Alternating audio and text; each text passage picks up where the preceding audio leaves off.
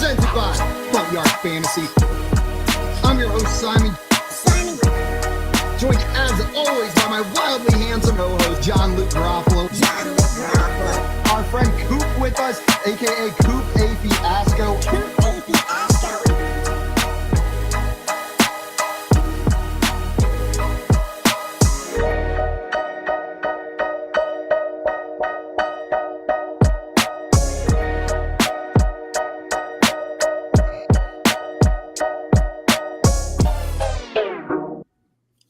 What's up, everyone? Welcome to the Front Yard Fantasy Morning Show here on Better Sports Network. I'm your host, Simon, joined as always by my co-host, John Luke Garofalo and Andrew Cooper. What's up, boys? Good morning.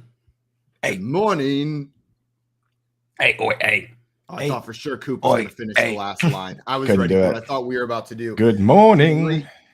Woo! Guys, we got some people in the chat ready for today's show. Craig in here. Good morning, friends. And Tommy said, Good morning, Craig. Yo, time for the show. And he Yo. loves your shirt, Coop.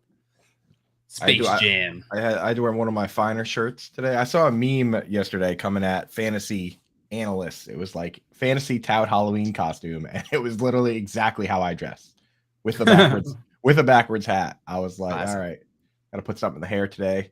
Wear a nice shirt, something classy, and classy shirt. and get it going. Change it up.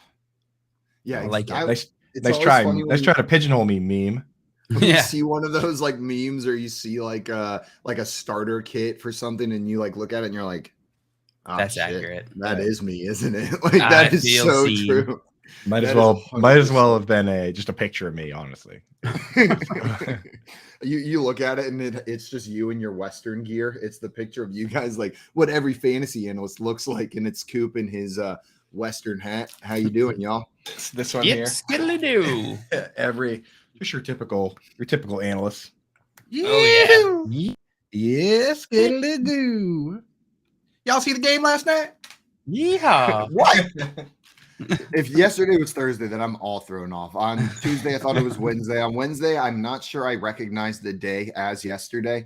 And now today, it's Thursday, right? I'm not going crazy. It's You were Wednesday. throwing me off, bro. You were throwing me off with that. At one point, not only did you do that, but yesterday after the show, I was like exhausted. So I lied down for a second and I fell asleep maybe for 10 minutes. And when I woke up, I had a panic attack. And I was like, oh my God, I totally slept through the whole show. I looked at my phone and I was like, oh no, it's already like 11. And then I realized that I did the whole show. And then I've just Can you imagine? Yesterday was 2 days. That's like the classic as a kid. Like you fall asleep after school, and then when you wake up, your parents are like, you gotta hurry to school. Like we gotta get there. Like acting like you slept on the couch for the entire night, and your 8-year-old self is having a full-on panic because you missed school. Did your mom do that to you? That sounds You've never been intense, tricked. bro. You've never been tricked about. I don't know that my mom ever did the pull that one on me. That's cruel. My buddies did that to me in college. It was like one Friday night, I fell asleep.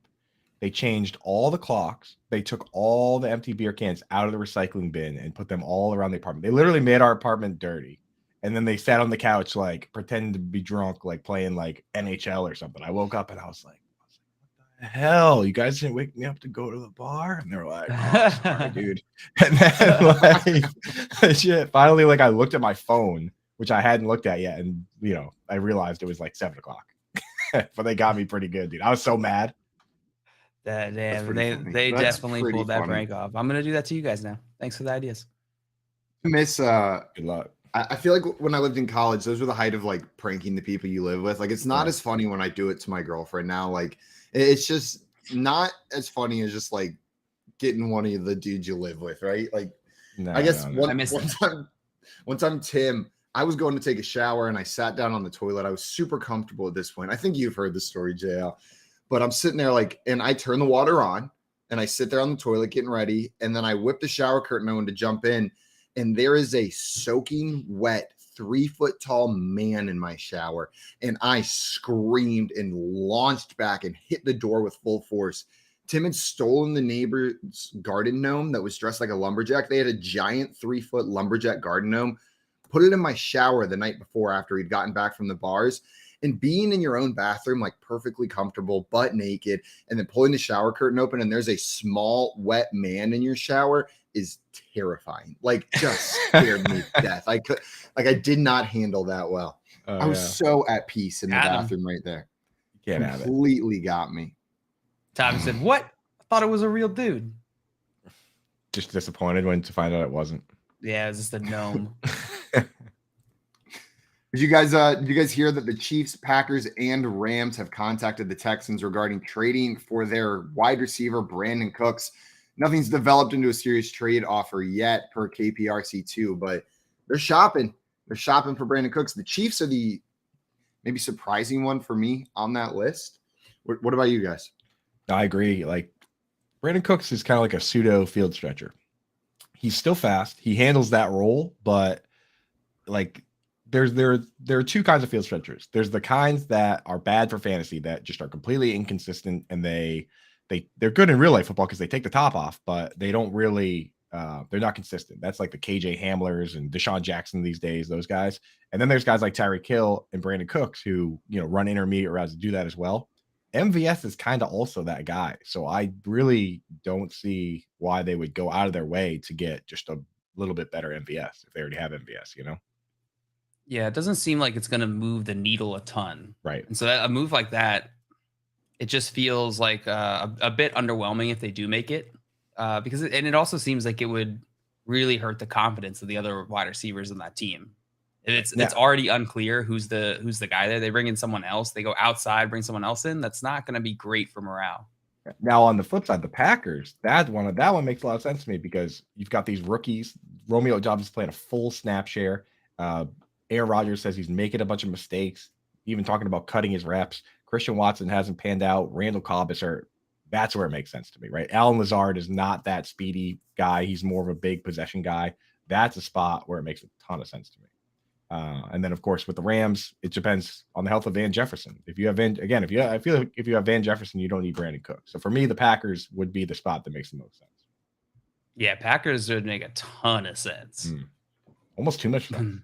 That's why I feel like it's not going to happen because it makes too much sense, right? It's too perfect. Yeah, the Packers, they never do what you think they're going to do. Right.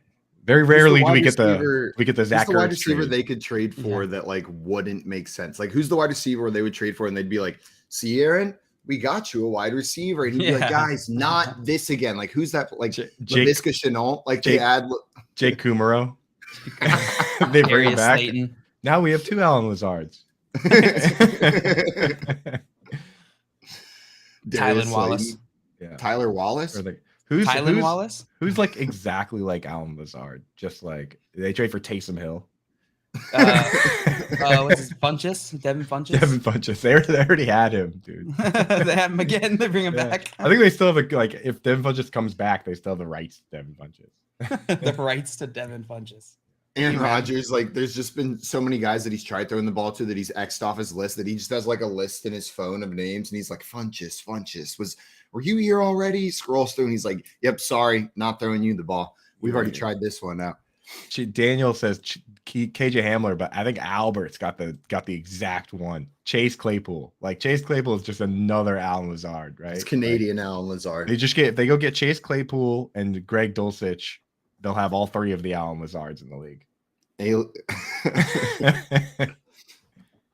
you collect all of the Lazards, what do you get? They upgrade to a super Lazard, a Jordy Nelson. Super Lazard. The Jordy Nelson. It's like Transformers style, I think, where they all combine into one player.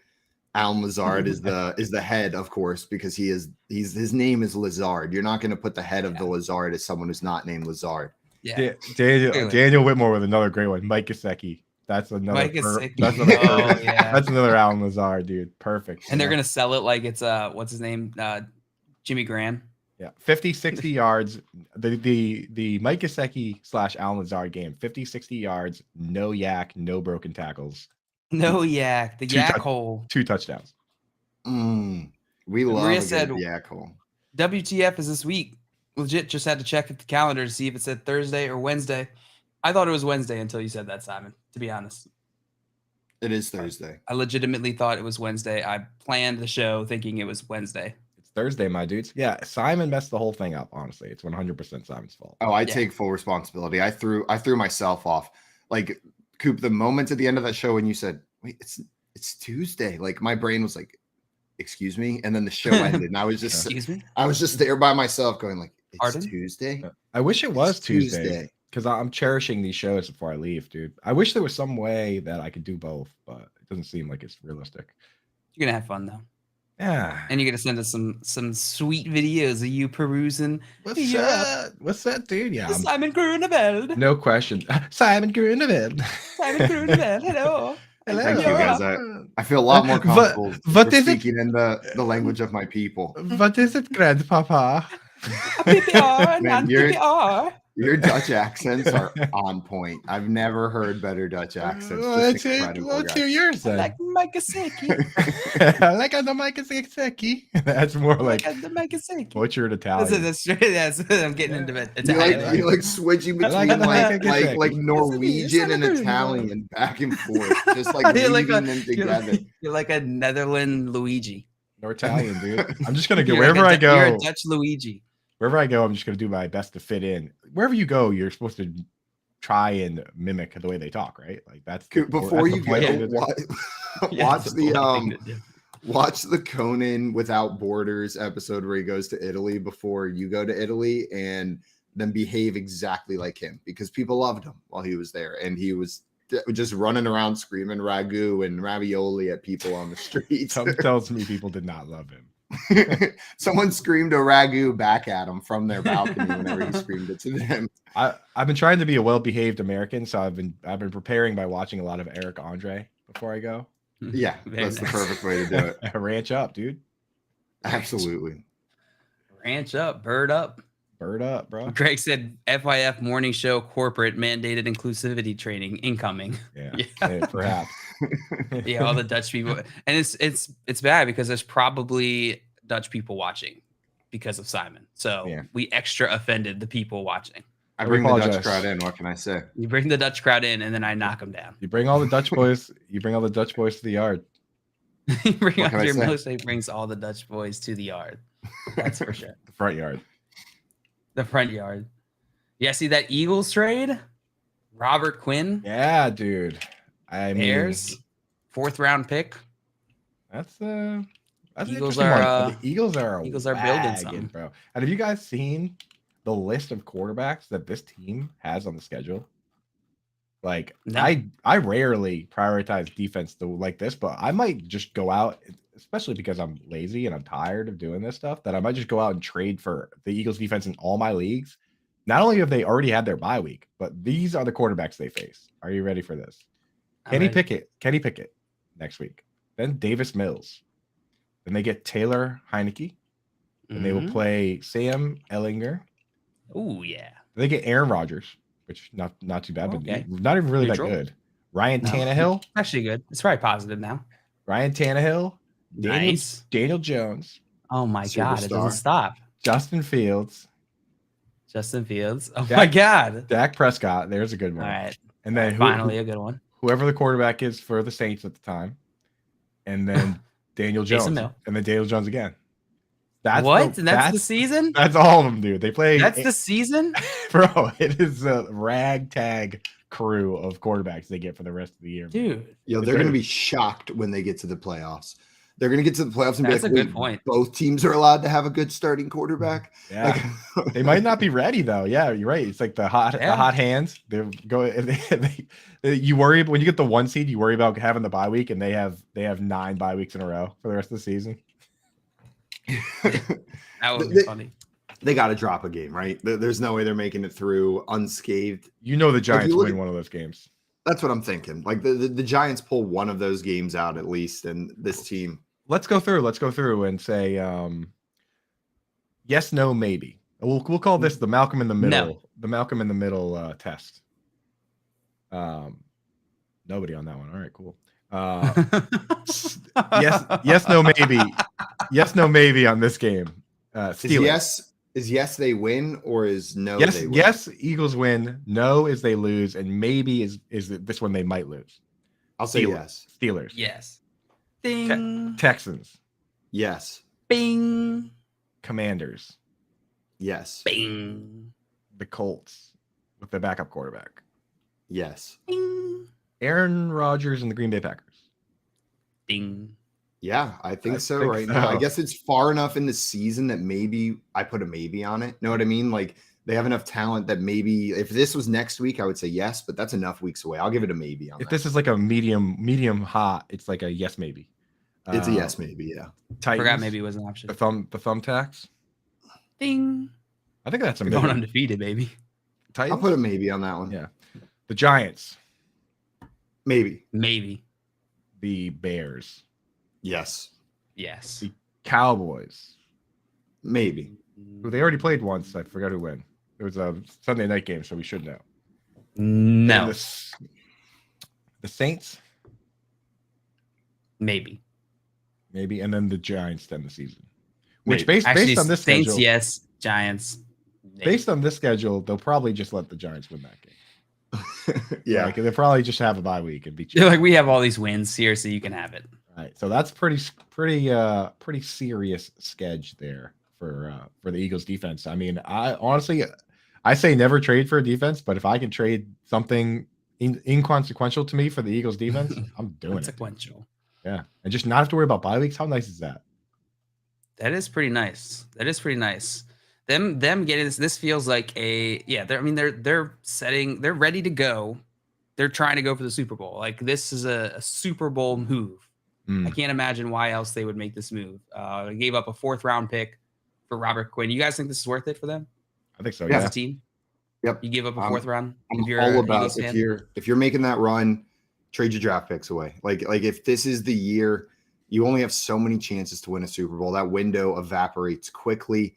You got to go for it. Like you got to take that chance. You got to trade away those picks. If you've got holes, fill them with future. Like sacrifice the future to fill those holes now is how I feel about it. So I'm cool. Do you guys happen to know off the top of your head? Yes. Did the Eagles Maybe. make any trades like this when they made the Super Bowl run, their most recent Super Bowl run? I do not know off the top of my head. Because I remember their can't- defense was rolling, and that was like really what set them apart. Fletcher Cox and that entire defensive line. I just can't recall any like big trades they made for a win now. I remember the last Eagles trade I remember was when they traded Kevin Kolb, the quarterback, away. Now I can't remember. Ah. That was a while ago. Oh, they traded for AJ. They traded for AJ Brown also. I guess that's kind of a big trade. But yeah, the year they won the Super Bowl, I don't know. I don't remember too many trades. I've kind of blacked that year out. Didn't really like how that one ended. That movie. Yeah, that's fair. That's fair. So, dude, we got to talk about this one, dude. Did you guys see the Russell Wilson? What he told reporters? So it's not even like somebody's exaggerating and kind of making fun of him. He told reporters that on the flight to London, he spent 4 of the 8 hours on the flight in the aisles, like stretching and doing high knees and stuff while everyone else was asleep. International flight because they're playing against the Jaguars in London. Russell Wilson was just up, getting wild. Did you not see that, Jay? No, I saw that, and I just read that, and I was like, I could just it was 0% shocking. Like, right? Like it was like, yeah, of course he was in the aisles doing high knees. And I'm just imagining I'm sitting there trying to sleep, and I hear like, yeah, like let's ride, come on, let's ride. So high five I'll tell himself. you. You know what makes it all make sense to me, and I just heard this quote yesterday. I think somebody in the Reddit comments brought this up, that Nate Tice was the backup quarterback for him in college for Russell Wilson, and now he works for the Athletic. And Nate Tice has been quoted as basically saying, "Here's a little cheat code to understanding Russell Wilson and all his actions. Just picture that this guy seems to think he's running for president all the time." and then you'll understand. That makes sense. Everything that he does. Like he's like, and he said that back in college, even in college, like this dude would wake up crazy early in the morning, workout. He'd go to spring practice for football. He would go to baseball, and then he would still take 18 credits. Like this dude was just super type A+ personality. And he's like, he literally is like a PR machine that, you would think he's running for president, but he's just kind of building that mystique around him, and it makes a lot of sense, right? Yeah. Some people just can't stop. They have to keep moving constantly, nonstop, all the time. But man, I'm telling you, if you're the guy doing high knees in the aisle and I'm the guy sleeping, I don't like you. I do not like no you. chance, bro. Like I'm just like I'm talking shit about you the second that plane lands or you're in the bathroom. Like you take too many high knees, push a little pressure on your stomach. You got to take that break. I'm doing what I can to make it known when you come back. Like maybe my blanket's on the floor in the aisle. Like I'm doing something passive aggressive to make sure you know I do not approve of the high knees that you're doing. You, Like, you slide your backpack into the aisle. Exactly. Something like that is the move I'm making. Dude, yeah, if I'm trying to sleep, bro, dude, if you drop your phone in the aisle, I'm putting my finger on your chest. I'm saying this is an international flight, sir. You keep it down. Reason that people on planes are crazy. Yes, they No are. doubt, dude. Yes, they are. We experienced that firsthand. Did you guys Jake in here saying just made a trade. I lost Marquise Brown, so I traded Alec Pierce and Mooney for Dotson, Jahan Dotson. I feel like I lost. What do you guys think about this trade? I would need to know more about the. I imagine you did extensive research on the potential return time for Jahan Dotson. So, Jake, if you have that information, when do you think he's back? Because that changes everything. As far as I know, he's still dealing with that hamstring. He didn't practice yesterday, so I don't know. You know, you traded two guys that are playing for one guy. You had it looks like you had an injured player, so you took two non-injured players and traded them for another injured player. Now, what I will say is, if Pierce and Mooney are on your bench and you're not starting them at all, and you think Dotson has the higher upside, like from what you've seen so far this year, like even whenever he comes back, these are non-starting players. I don't love trading for injured players, but I can understand this move. But if you're starting those guys, that definitely is a little bit rough. That's a little bit rough if you're starting either of those guys, to trade both of them away for an injured player. If you trade them both away, who are you starting now? They must have been on his bench. Dotson I will say Dotson, I think, has the higher upside than both those guys. Just from what we've seen early. I think him and Alec Pierce are kind of similar, but I would give the edge if all things are even, right, healthy wise. I would give the edge to Dotson in terms of their Coop. Yeah, but I don't know. Sorry. And Stephanie wants to know our thoughts on Amon-Ra St. Brown. Coop, how are you feeling about Mr. Amon-Ra? When he's healthy, he's good, huh? But he's doing the thing that we like the least right now, which is playing, but then getting hurt and then leaving, you know? Yeah, getting concussed, not really his fault.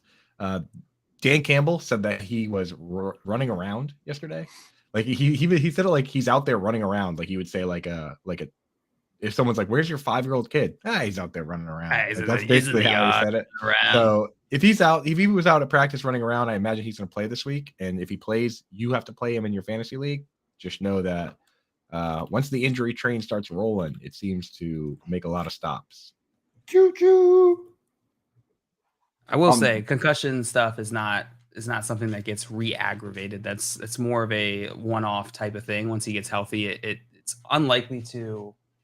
But if there is a 2-off, I will say, but JL, this year the protocols have changed on that. I saw with Tua and Teddy Bridgewater, where if he does get another concussion, I think it's then he just like mandatory missed time now. So yes, you're right in that if it's healed properly, it's not a like you're saying, it's not like it's not lingering. It's not a lingering injury.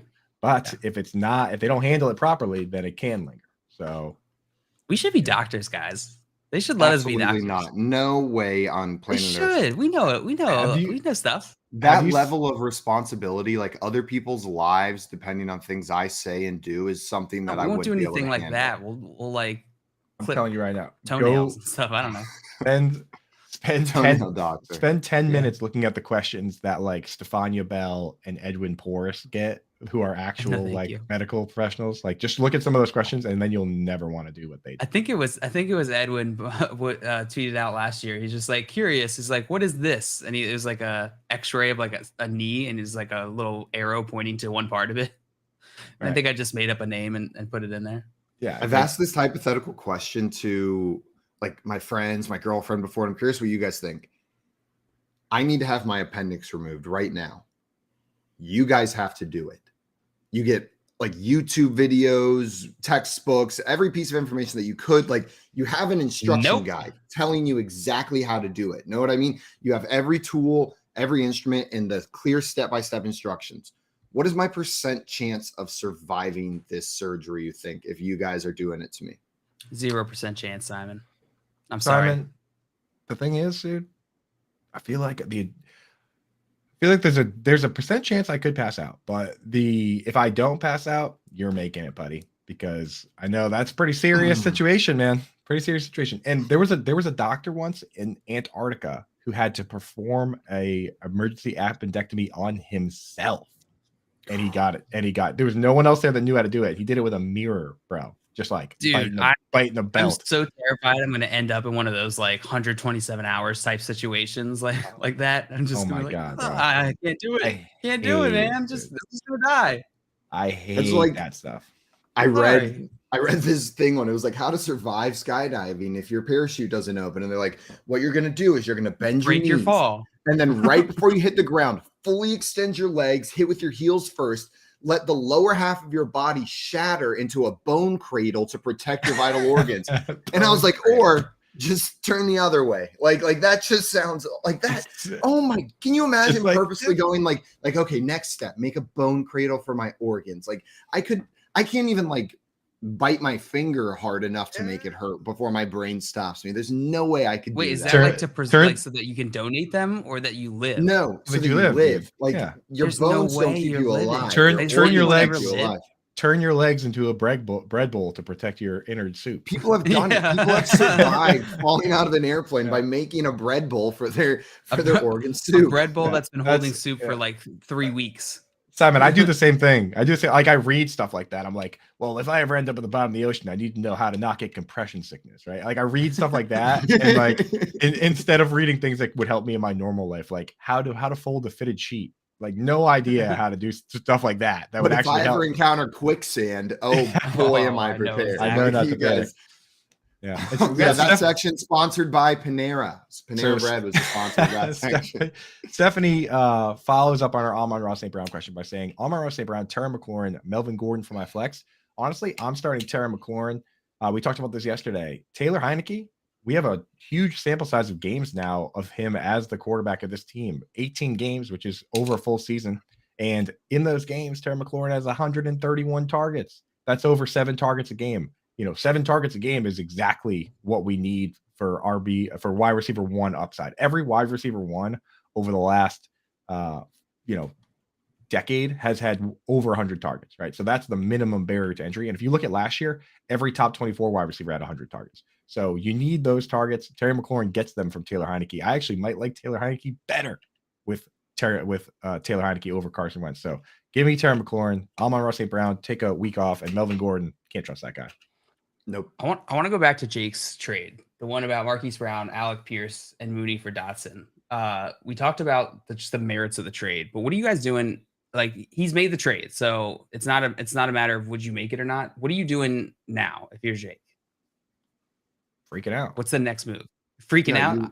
You hold Dotson. Like you made this move, you hold Dotson. Yeah. You're waiting for that upside. It was an upside trade, so don't panic and give up on the reason why you made the trade. You know what I mean? Like commit now, to the move. I'm assuming you have other starters as well. So maybe you play the waiver wire a little, look for some of these high upside guys, you make some of those plays, but hopefully this is also a team with a winning record, right? Like hopefully this is also a team that's already winning.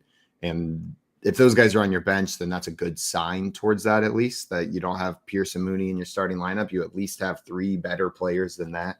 Throw your roster in the chat, Jake. If we were giving throw your roster in here so that we could take a look and maybe give you some ideas. Because I think what Simon's saying is true. Hold on to John Dotson. Just wait for him to come back because his value is not going to be anything right now. And then maybe there's a guy on your team who you can move to help you just in the short term while you're waiting for that. So post your team. Maybe we can help. I thought we were giving honest answers. This is an honest answer. My honest answer is you can still help. You ding dong. If I just did that trade, what I'm doing is I'm typing Jahan Dotson into Google News and I'm hitting F5 until practice ends today to see if he's playing or not. Dude. Like that's what I'm doing. I am just sitting there panicking, being like, I need this guy. I just traded for this dude. Marquise Brown's hurt. I need this guy to play immediately. He didn't practice yesterday. So if he doesn't practice tomorrow, that means you need somebody else for this week at least. So something to keep. Our resident optimist. When is their bye week? Have they already had it, or when is it coming up? The I don't Commanders. think so. I don't think they've already had it. They have not had it. And it's not this week. There's only 2 teams on bye this week. There's 7 teams on bye next week. So. Oh, it's in week 14, so that's not very.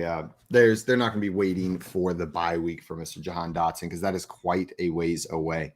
So by the time those guys get back, those guys are going to get back possibly late season, and then week 13, Marquise Brown has his bye week, and week 14, Jahan Dotson has his bye week.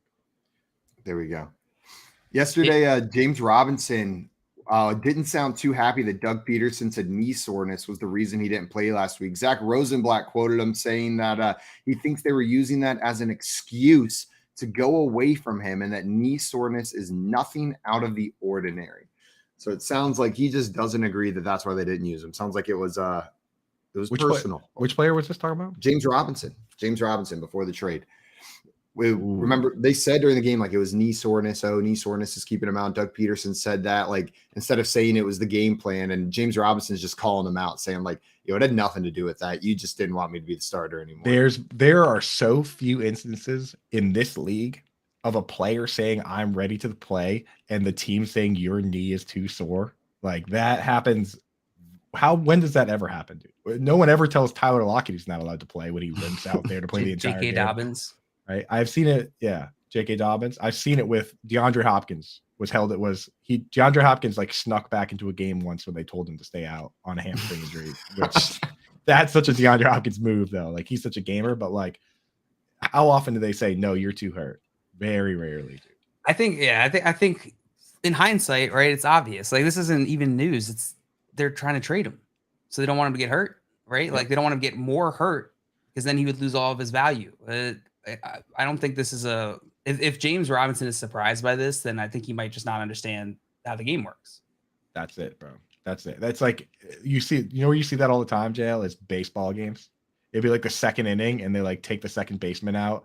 And then you look over at the camera goes over to the dugout and everyone's giving him hugs and stuff. And you're like, oh my God, that guy just got traded. And then within the next hour, they announce the trade. And they trade him to the other team and he just changes hats. Like, baseball, the baseball trade deadline is so funny. Dude, the baseball trade deadline during COVID was ridiculous, bro. Because it was literally like a team would be like, oh, we got to play Toronto this week, but this guy's not vaccinated. So, do you want him for like a handful of maple bats? And teams were like, all right, yeah, like, whatever. Like, that's that. The trade deadline of baseball is insanity. I'm just imagining the situation where, like, Joe, you said he goes home with the other team. He's like, just hold up, guys. I got to grab my bag out of mom's car. Like, can we stop by my mom's car real quick? And they pull up and like, I want to get my toiletries. They like stop by his house on the way to the airport. Yeah, don't forget to call. Yeah, it is crazy in baseball. Daniel in here saying, I'm 3-4 in my home league, 10 team, half PPR, made some moves and got lucky. Nice. Got a first world problem. Got to bench 2 of these guys this weekend. Jonathan Taylor, DeAndre Swift, Damian Pierce, Kenneth Walker, and Travis Etienne. Who would you roll with, and which of the 5 would you trade away for a wide receiver 1? That's a good question. Can I get the list again? Can you absolutely leave get the list. Jonathan Taylor off it? Okay. It's really hard for some reason for me to do that. DeAndre Swift, Damian Pierce, Kenneth Walker, and Travis Etienne. So you have to bench 2 of those players? Yep. And Jonathan Taylor. Can't bench Kenneth Walker right now, right? Can't bench Kenneth Walker. So benching Pierce, and I'm benching Swift. I'm going to bench DeAndre Swift, man, because think about this. He's coming back from an injury. I talked about this on the Fantasy Alarm podcast with John and Pemba. If you want to just get a quick rundown of every single game in an hour, me and John and Pemba do it every week. The Quick Out Fantasy podcast, no nonsense. Just like this show, it's very serious. But that one is no nonsense. We call it the Quick Out because we go in and hit every single game. But John and Pemba made a really good point. We were talking about this. If there's a pass interference in the end zone in that Lions game, right? Say it's a 40-yard pass to Better Boss's favorite player, Khalif Raymond, and he's just so good that he busts loose and the safety tackles him, and they call pass interference in the end zone. And they can send anyone down there to the goal line to run smack into a wall of defenders trying to get that goal line touchdown. Do you think they send DeAndre Swift down to do that, or do you think they send Jamal Williams down? Jamal Williams. That's yeah, what I'm let's saying. send our fresh soft injury starter down there to punch it in. Right. So for in full PPR, you're banking on a lot of receptions in his first game back. If you have the luxury of having that squad, I would make DeAndre Swift one of the guys where you just wait and see. Yeah, I think I'm actually benching ETN instead of Pierce. He's the other one I was going to bench. He's going up against Denver this week, whereas Pierce has Tennessee. Like those guys are close enough. I'll take the one with the easier matchup, and I'll throw ETN and Swift on my bench. Start Pierce, Walker, and JT. And you still root for ETN and Swift. Oh, absolutely. Just because they're on your bench, make a DFS lineup, whatever, But and luckily everybody goes off, and then you have an even better problem. And then in terms of trading for a wide receiver one, which of these guys would you be most interested to trade away for a wide receiver one? So I know you guys hate to hear it, but I think maybe Swift or ETN right now, just because the hypothetical upside is so high for these guys that I think that with like ETN, he would need to come out and have like 140 yards for his value to go up from where it is right now. It's pretty high right now. So like if you can cash out at what's about his ceiling before, like what happens if they come out and actually, if they're not lying to us and they actually do use Jermichael Hasty a bunch? Ew. Like that could happen. So if you could cash out now before you even see what happens with that uncertainty, that might be the move. Yeah. Daniel, and you're saying, I'm actually going to the Jags game in London. I live nearby. Feel it's been influencing me to play ETN for the live excitement. You know what? Do it. If your buy-in's less than $50, put ETN in there, bro. That's where I'm at.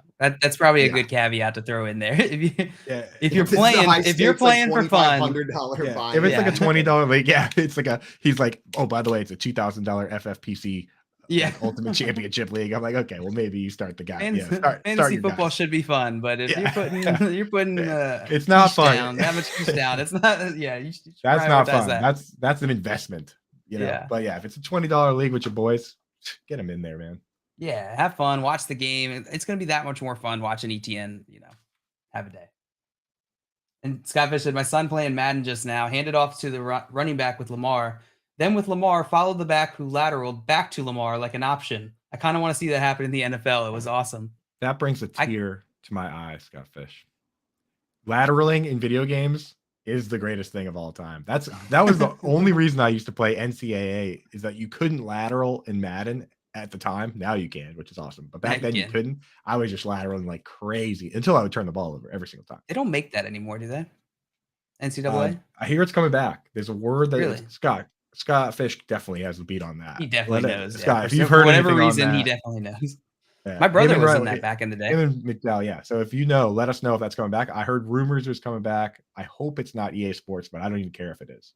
It's in the game. Yeah, I'll pay whatever they want for the shittiest version of the remake of 2014 NCAA. I don't care.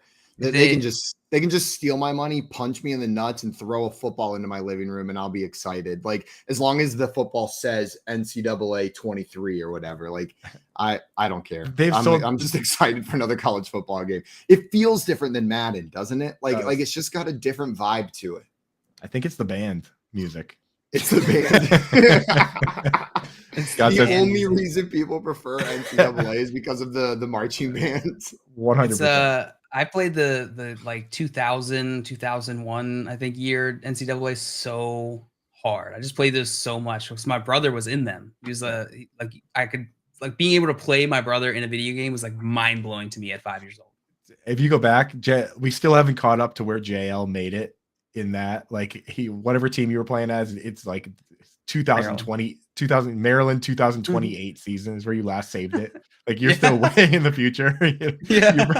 Your brother's like an assistant coach already. And then, he's getting inducted to the Hall of Fame. Right. Yeah. You better go check on that franchise. That was fun. The franchises were cool because you recruit and the 5-star recruits and all that. Like it was cool. I used to play as the Minnesota Golden Gophers back then. I don't even know why. We love a good Golden Gopher. Yeah. Those Golden Gophers are sneaky. Yeah.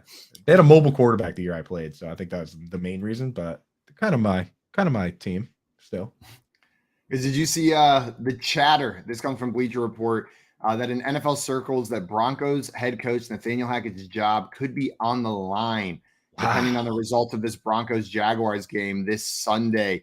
And that's per Dan Graziano at ESPN. But it's game, make or break. Do you buy into this report, Coop? You said, wow. Do you buy into this? Is it in bad enough shape for these Broncos that you think a loss to the Jaguars could get first-year head coach Nathaniel Hackett out of there? That's crazy, man. That is, to me, that's a wow. Because you got to give these guys a chance, man. They're turning over a roster, installing a new playbook.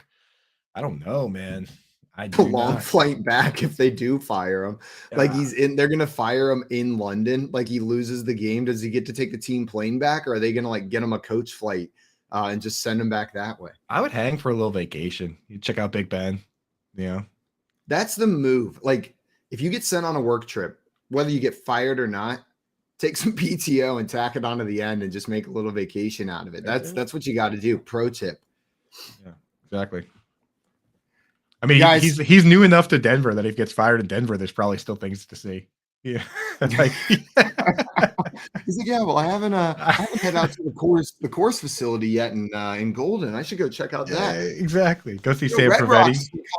I've been so busy with this football stuff. I haven't been able to see Red Rocks yet. Yeah, he probably hasn't even seen the Meow Wolf installment. That stuff is wild. Yeah. Jay, I'm sure what you're saying is so interesting right now. How are you muted mid-segment? Because Maria came in. She's leaving, so I said bye. Oh, didn't want to subject you guys to that. Bye, Maria. Fantasy Dog in the chat said JL looking good. In and out, y'all still working. Y'all rock. Welcome in, Fantasy Dog. Thanks for popping in, saying hi. I see Dustin in the chat. Morning, Dustin. What's up, Dustin? They just leave him in London. Coop has to bring him home. I don't know who he's referring to. We got Squirrel Bob in the chat. Eric in the chat. People are coming out of the woodwork in the chat today. Let's go. It's football today, baby. Thursday. Oi. I'm imagining you carrying Nathaniel Hackett through the airport like a duffel bag. Like he's got handles on him and you're just carrying. And like, can we check your bag? You're like, no, that's just he's being really cooperative. Like he's like just laying there like as still as he can. Sometimes he itches and you're like, hey. And he's like, sorry. And they're like, do you have any smart devices? And I open it up and they look in and see Nathaniel Hackett and they're like, no, there's nothing smart in there. You can go right through. Guys, coming up, we are going to play a new game. We're calling Fast Guy Quick Time. We also have a rewind draft coming up, and we'll be talking some trade values a little bit later in today's show as well. And our friend Sal Cappacio is joining the show later today as well to talk some Bills. You're listening to the Front Yard Fantasy Morning Show here on Better Sports Network.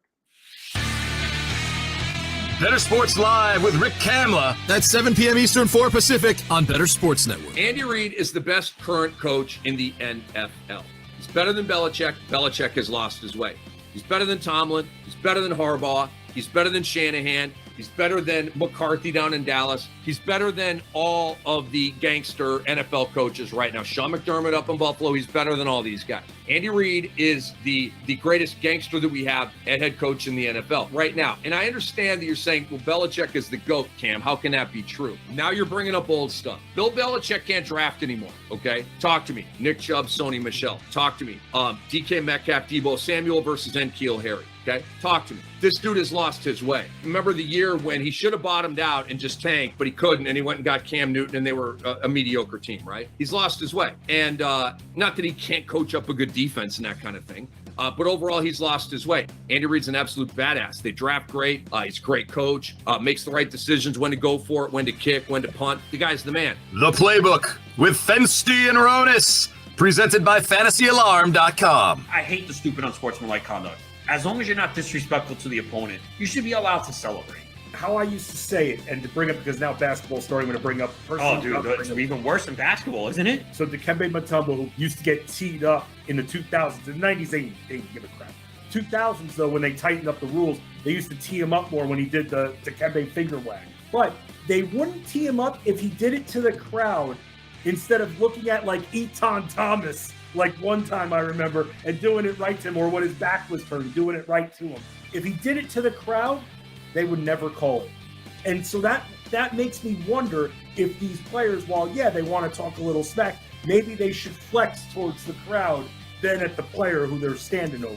I guess. I know it's soft, man. It is soft. Because you know what? Like we're gonna give 15 yards for that? Bro, they think that, you want to know why? They're paranoid. They think that's going to turn into a fight. See, I disagree with that. That's not going to start a fight. I agree with you. They don't agree with us. It's one thing, okay, if you spit in someone's face or say something derogatory like about their family or something, right. Yeah, that can incite it. But if you're just like, yeah, I made that play, what? You know what I mean? Like, again, they know the rules. You got to know you're going to get flagged. You have to have discipline. But like, I don't know. I have no problem with celebration as long as it's not disrespectful. What's disrespectful? You know, it's interpretation, and that's my problem. Watch, it's going to cost someone in a big playoff game, and that's when people are going to go crazy. There'll be a third down play. Someone makes a pass breakup, and they're in someone's face. They're going to throw a flag. It'll extend the drive. That team scores, wins the playoff game because of it. You need something drastic for it to really leave an imprint, and I hope that doesn't happen to mine. Better Sports Network is betting, fantasy, collectibles. It's sports talk done better.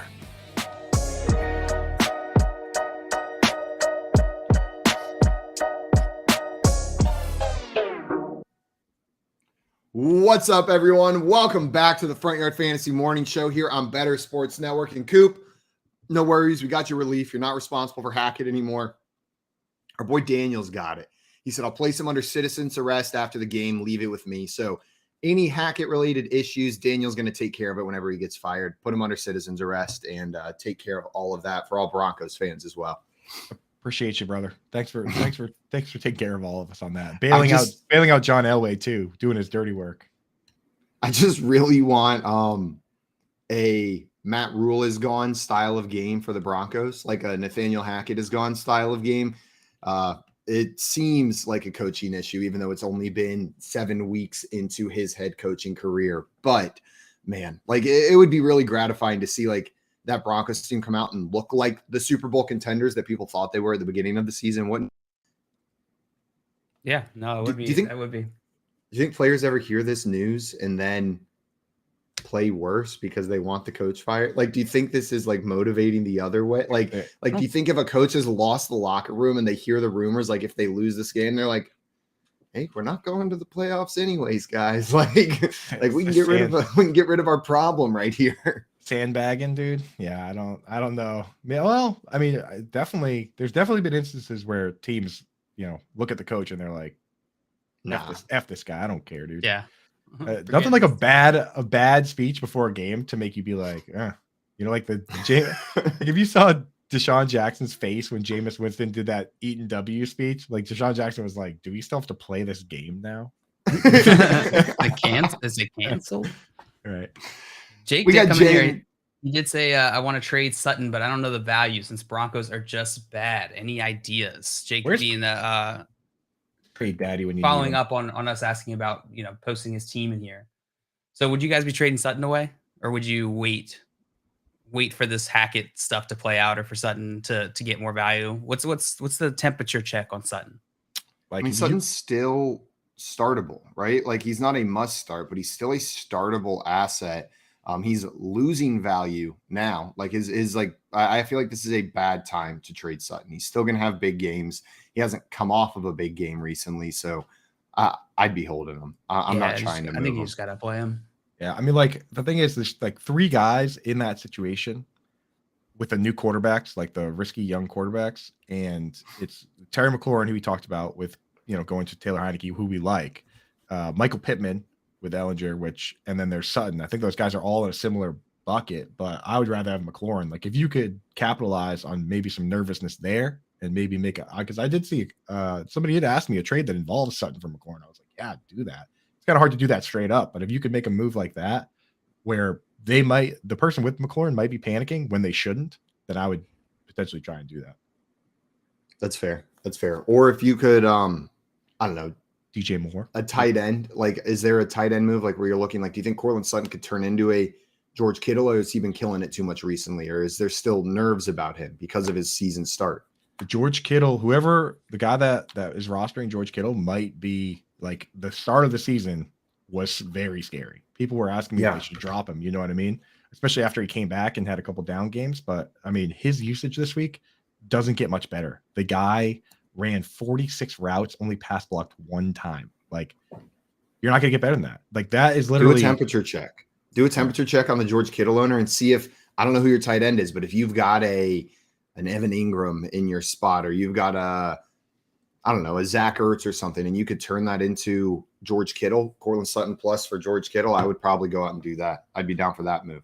Would you rather have, and this might sound crazy, but if you look at the numbers, perhaps not. Would you rather have Cortland Sutton or DJ Moore with PJ Walker at quarterback? I think it's still Cortland Sutton. But is Russ playing this week? Is Russ back? I think it's still questionable. I think it's questionable. I think Rippon might get the start again. Brett the Ripper. He loves Jerry Jeudy, huh? Jeudy game. He really did love Jerry Jeudy. Yeah. Good for Jeudy. Relatable, Brett. So relatable. Jay in here has a question. He says, I just got offered DJ Moore and Gesicki for Kenneth Walker and Zach Ertz. That's to say, what's the worst, most questionable trade offers you guys have ever seen? He doesn't even want our opinion. He just wants to see it in there. I've gotten some back. I got a trade offer. It was Baker Mayfield and a second for Joe Burrow is what I was offered in a Superflex Dynasty League. Someone offered me Baker Mayfield and a second for Joe Burrow, and then was incensed when I sent them a trade offer back, Kirk Cousins for their entire team. Just like when I get a trade offer that ridiculous, like I just let them know real quick. Yeah. Like we're not starting from a place where we can even get to a point if that's how we're starting. Like that's not a start low and then find a middle ground. That's you are either insulting me or you are just untradeable with. Yeah. Oh, I've had some bad trade offers. Let's see if I can pull some of them up. In the meantime, Scott Fish says Russ said he's ready and going. So Russ is starting. Cortland Sutton back on the menu. Jerry Jeudy is dead. Squirrel Bob and you're saying I want DJ Moore. PJ loves him, and you think of game script, they will be playing from behind most games. What do you think about that, Coop? You buying into that narrative that Squirrel Bob's laying out for us? You know, it's only been one game, but I'm 100% fully bought in, and DJ Moore is back.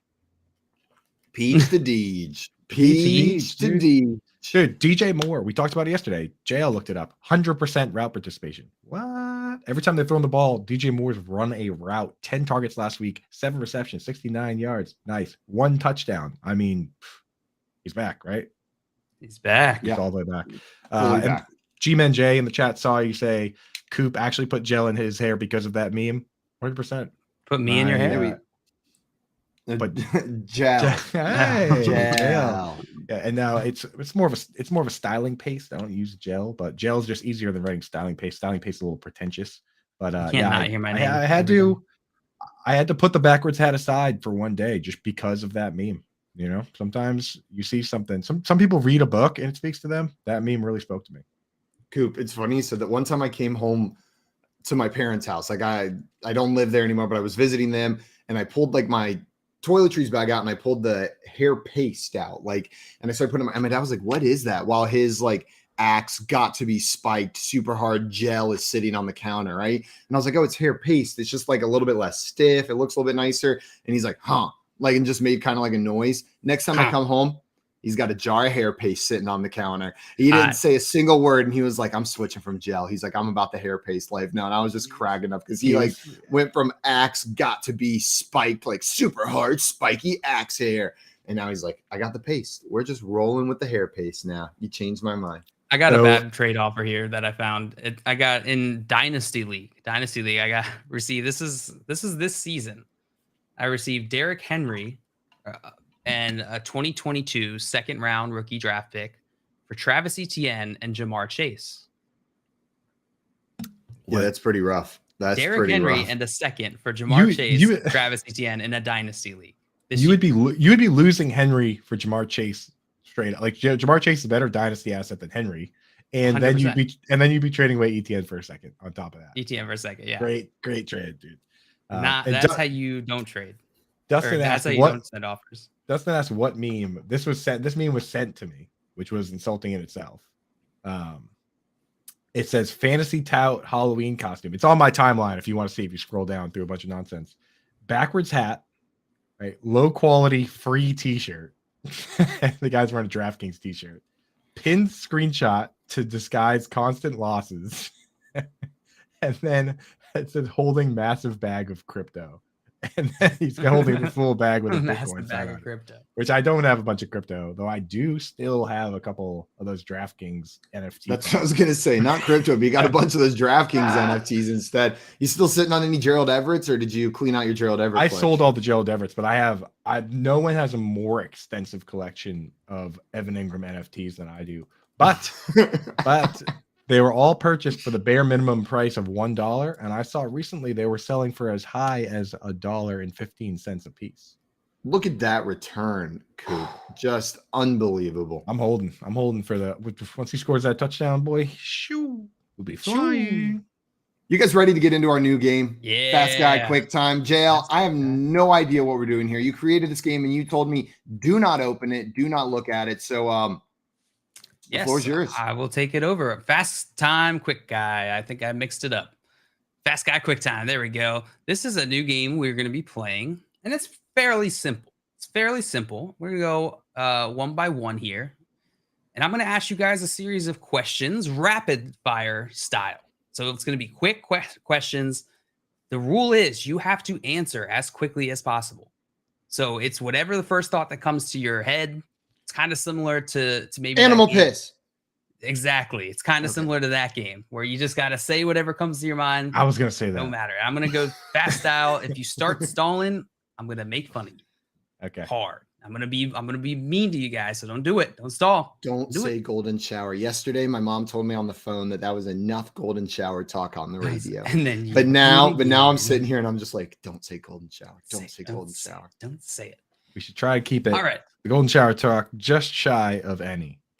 Just shy of any. Nearly over zero. Nearly some. Yeah, if we keep that any less than some would be good for this show. Okay, I'll work on it. All right, we're gonna start with you, Simon. You ready? I guess. All right, Simon. Remember, your only rule here is to answer as quickly as possible. It's gonna be rapid fire style. Starting now. How old are you? 28. Favorite ice cream flavor? Vanilla. Ooh. Favorite album to cry to? I favorite album to cry to. This is a tough one. Taylor Swift. Sparks Fly. An NFL player you wish you could be? Darren Waller. A Pokemon you'd want to marry? Gardevoir. Redraft or Dynasty? Redraft. Your favorite Vin Diesel movie? Oh shoot. I don't say a rock movie. I always mix up which movies they're in. I'm gonna go with The Pacifier.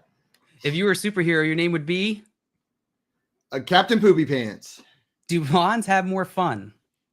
Do wands have more fun? Do blondes have more fun? No. Most forgettable NFL player? Jake Kumaro. How big is it? It's so big. What's your guilty pleasure? Pitbull. Which horror movie villain would you want to raise your child? Chucky. What are you hiding underneath your bed right now? So many clothes. All my laundry. All right. Good job, Simon. Well done. Dude, I thought it was going to be one question. Once you got it. Rapid fire. At first, I thought it was one question. Then I thought it might be like 5. And then I realized it's like, what, 15? How many questions is that? I don't know. I didn't count them. Damn, I would have been able to answer some of those. Dude, also, how quickly and specifically you picked the Pokemon you would want to marry. That's a little bit sus, my dude. I started thinking think of a humanoid Pokemon. Think of one that's shaped like a human at least. Like don't pick one that looks like a you were not thinking that long. You're not thinking that long. It was hot Pokemon. You're like, bang, Gardevoir. Hey, I mean, let's be real. As far as Pokemon being hot goes, she's near the top. Is that who I'm thinking of, Simon? The one with the big red lips? No, she's the one with like the dress on. Like the Routes evolves into Kirlia, and then male Kirlias, when exposed to a Dawnstone, evolve into Gallades, but female Kirlias evolve into Gardevoirs. Who am I thinking of? You know what I'm talking about? It's like she's got like big lips and like long hair. Jinx? Jinx, is that it? Are you thinking of Jinx, the Gen 1 Pokemon? I think so. She looks like the bad lady from The Little Mermaid. Yeah. I think that's who you're thinking of. The arms are throwing me off because I don't think she does this all the time. Yeah, Jinx. But she has her arms up like this. I was imagining, like, whenever you said that plus lips, I was imagining lips on each hand, and I was like, what Pokemon has like lip hands where they're going like this with their giant? There's definitely at least like 5, bro. Dustin said Jay, I was thinking of Jinx. Yeah, you're right. Tommy in chat goes, what? What? Yeah, Jinx is hot. All right, let's all right. Let's Oop, you ready for your round here? Is it the same question? Let me put on my thinking shades. Thinking shades. All right. What's your favorite beer? Bud Light. Cat or dog? Dog. Offense or defense? Offense, boy. Mac Jones or Bailey Zappi? Mac Jones. Player you want to share a bunk bed with? Vince Wilfork. Quick. Was it? Vince Wilfork. Vince Wilfork. Player, a movie you'd want to lead role in? Ocean's 15. Ocean's 15. Quicker, Coop, quicker. You go under anesthesia. You wake up to find your dentist and hygienist putting their clothes back on. Who do you start, Bellinger or Disley? Bellinger. Also, what would you say to your dentist? Nice. Which celebrity would you want to smoke weed with? And Matthew McConaughey. Are you happy with your life? Absolutely. PPR, half PPR, non-PPR? PPR. Xbox or PlayStation? Xbox. What's something embarrassing you don't want anyone to know? I have double uvula. Which mascot would you want to fight? Serper. All right, well done, Coop. Yes. Hey, I only stalled on a couple there. There was a couple tough You ones. did. Dude, I was but so looking back, excited to hear every answer. Looking back, I had some bad answers. Vince Wilfork is probably the worst person to share a bunk bed with, is he not? Dustin said Coop got way easier questions. I don't think so. There was some in there where I was thinking like, oh, I don't know what I would say here. Just being like absolutely concerned. I think I came up with more assignments. I think Keith came up with more Coops. There were some assignments I wanted to shout out my own answers to, but there were some assignments that I would not. Favorite Vin Diesel movie. There was one where I heard like, Hayden Hurst coming out of your mouth, and I'm not sure which one it was for, but like you like couldn't help it. You're like Hayden Hurst, like most boring player. I think it was unforgettable. Most forgettable player. Hayden. Even though I like Hayden Hurst, he does a lot of good for the community, mental health awareness, but still, he does. I'm tired of Hayden Hurst questions. Make him stop. Yeah. Well done, guys. Good job. Fun. I like that game. We should fun. do that. We should do that again. I want to put you on the spot next time, Jay. I'll get you. I want to be put on the spot. But I actually really enjoyed being on the other end of it. Yeah. Man, and I was sitting there like whenever you said best album to cry to, like I've got so many. I feel like I know. was just panicking. I was that's why I asked. I was panicking. Like I love a good cry album. Like I picked the tight end to start. That's out for like 3 weeks. that was Keith's prompt, and I gotta admit that was good. That got me. I was just thrown off by the dentist. I was doing Simons. I was doing Simons in my head the whole time, and for the Cry album, I immediately would have said Savage Garden, even though I can't even name any other song except for Truly Madly Deeply. But that was the first thing that popped in my head for Cry album. I feel like I have this distinct like high school memory, like that like high school relationship ends is like a different feeling because like you're just discovering those feelings, right? And then when it ends, it's like it's so dramatic. Like when you're 15 and your relationship ends, like it is the most dramatic. And I remember like walking around the track in my high school with I never thought we'd have a last, like the Taylor Swift Last Kiss playing in my ears. And I'm like, I really never thought we would. Like we're 15. I thought this was the love of my life. And then all of a sudden I look up and one of my friends is sprinting across the football field, like other side of the track. They must have seen me like head sinking and they were like, not in PE today, Simon. And that's like a core memory. That's like that was a good friend sprinting across the track right there. My buddies would have sprinted as fast as they possibly could to make fun of me. Like they would have sprinted over and just pantsed me and been like with the camera in your face. Yeah, producer Keith correction in the chat. The Savage Garden album is called Savage Garden. So there you go. I would have been right. Is that even a correction? Yeah, I know it's a compliment, perhaps. Savage Garden. It's a clarification. It's a clarification. I don't know why, Coop. Whenever you mentioned they would come over and pants you, the best time to pants someone, in case you guys were wondering, is when they've got a bowling ball in their hand and they're about to bowl, because then they have to figure out what to do with the bowling ball before they can pull their pants up. Do they just drop it? Do they waddle back over to the stand and put it down? Because like dropping a bowling ball is loud. It's a spectacle. Is this how you hurt your foot on that date? Did she pants you? No, she didn't pants me. But like, there's nothing funnier. Like as far as pantsing goes, it's not always funny. Make really sure it's funny. to someone who like is going to be okay with it. But pantsing. Simon, are you good at bowling? No, consistently inconsistent. Like when it rains, it pours. But when it's going in the gutter, it is going in the gutter 5 times in a row as well. When it rains, it pours. I'll tell you right. When you do well, you do even. I'm not well scoring. I'm not scoring between 100 and 130. Okay, I'm scoring 160 plus or below 70 is generally how my bowling games go. More below 70, but like I'm never in those middle numbers right there. Everybody in their mind is good at bowling. Every time you pick that ball up in your mind, it's a strike. That's true. Dustin said Simon spends hours a night thinking of the best time to humiliate people. You can get seriously hurt if somebody yanks your pants down right as you're about to roll a 15-pound ball. Yeah, that is pretty funny though. Don't do it on the walk up. Do it like as they do in the like the guy who's never bowled in his life, but still is like staring down the lane like it's gonna make a difference on how the ball is thrown. Right? That's when you do it. When they're deep in thought. That's the time. Not after that. After that first step, you could murder somebody with that. Then it's too late. Then you've gone too late. Then it's assault. Tommy said, I just watched Big Lebowski again. Would it shock you guys to know that I've never seen The Big Lebowski? You are just the worst, bro. How have you not seen that movie? That movie is like, you of all people, I feel like would truly appreciate that movie. I feel like because of the bowling? No, well, yeah. That's it. Tommy with the no, and Hal says that's terrible, Simon. No, it's just like it's an epic. It's full of nonsense. There's interesting characters, like ridiculous characters. It feels like it's a Simon movie. It's unique. Right up my alley. Tommy saying funny, classic movie.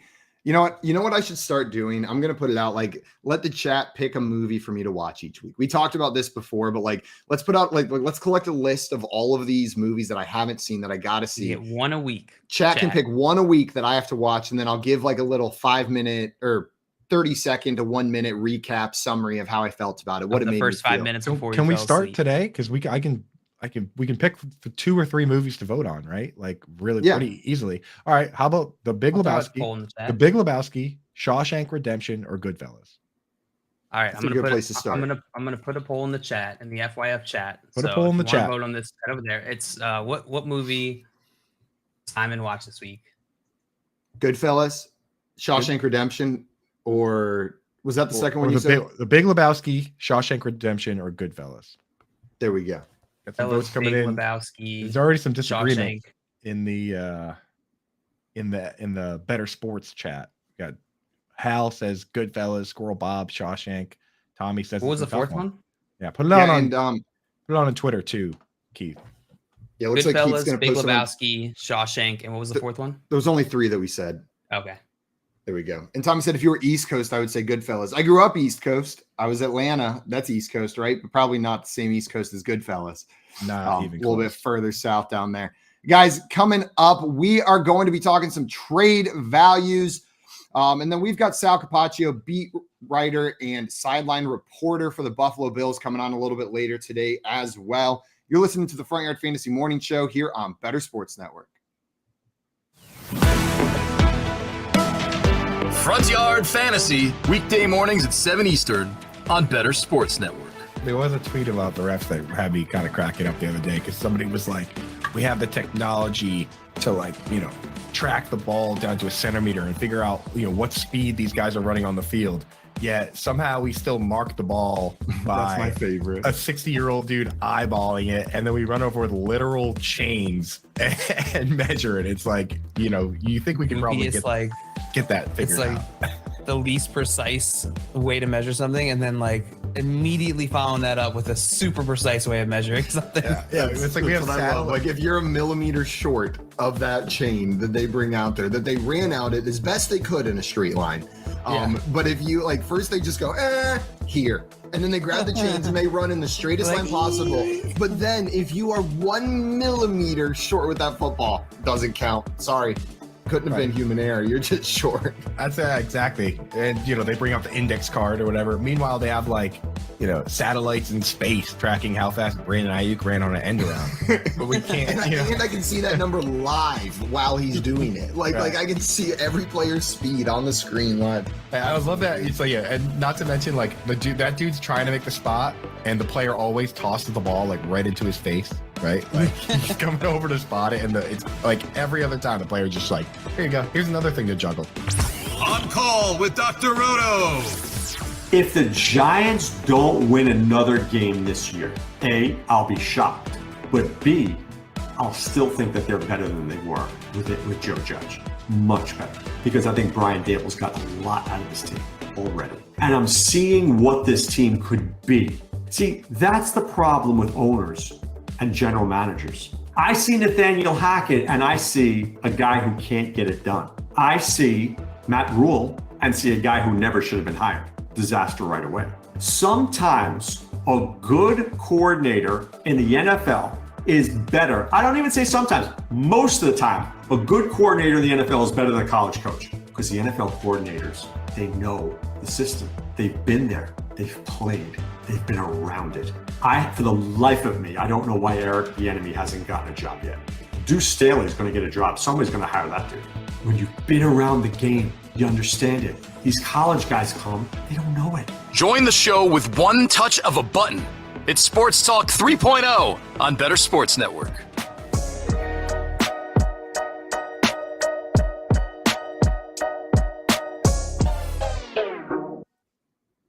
Welcome back in, everyone, to the Front Yard Fantasy Morning Show here on Better Sports Network.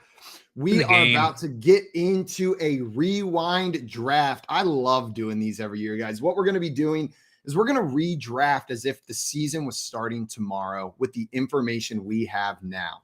So we know what's going on. We've seen 7 weeks of play, and we're going to draft how we, based on this new information, right? We were making a lot of assumptions in the offseason, and now we've seen 7 weeks of football that can change our minds, change who needs to be drafted first. I'm excited. I love doing these every year.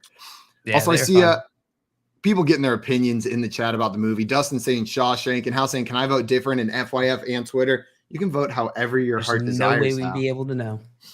I'll know. I'll know in my soul. When I see the vote counts, I'll be like, oh, Hal voted for Shawshank over here and the Goodfellas over here. I just know it. I'm positive of it. He's also saying that reffing clip makes me think all the next gen and AWS game stats are because they need to get used to buy their product. The NFL won't invest in that kind of tech because we watch either way. Probably. Yeah, I mean, that makes sense. NFL, it's a money-making business, right? So if we're going to watch while they're just here, then they may not need to invest until it becomes a problem. It's like that clip that they played during the other break. Like until there's like a major issue with it, usually they don't change it, right? Like unless there's a major issue in a playoff game or something like that, unless the Vikings get screwed again, then we won't see it happen. We won't see a big change go down. Yeah. You guys ready to get into our rewind draft? Yeah, it looks like Shawshank is winning in the FYF chat right now. Love to see what Twitter has to say. Can we clarify something for this draft? A couple things. Yeah, absolutely. Please. I'm gonna throw out some questions quick.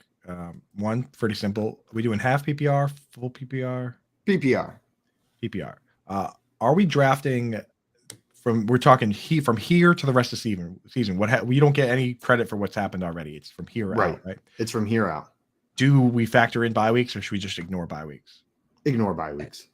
Oh, are you factoring? I would say just act as if today is the draft.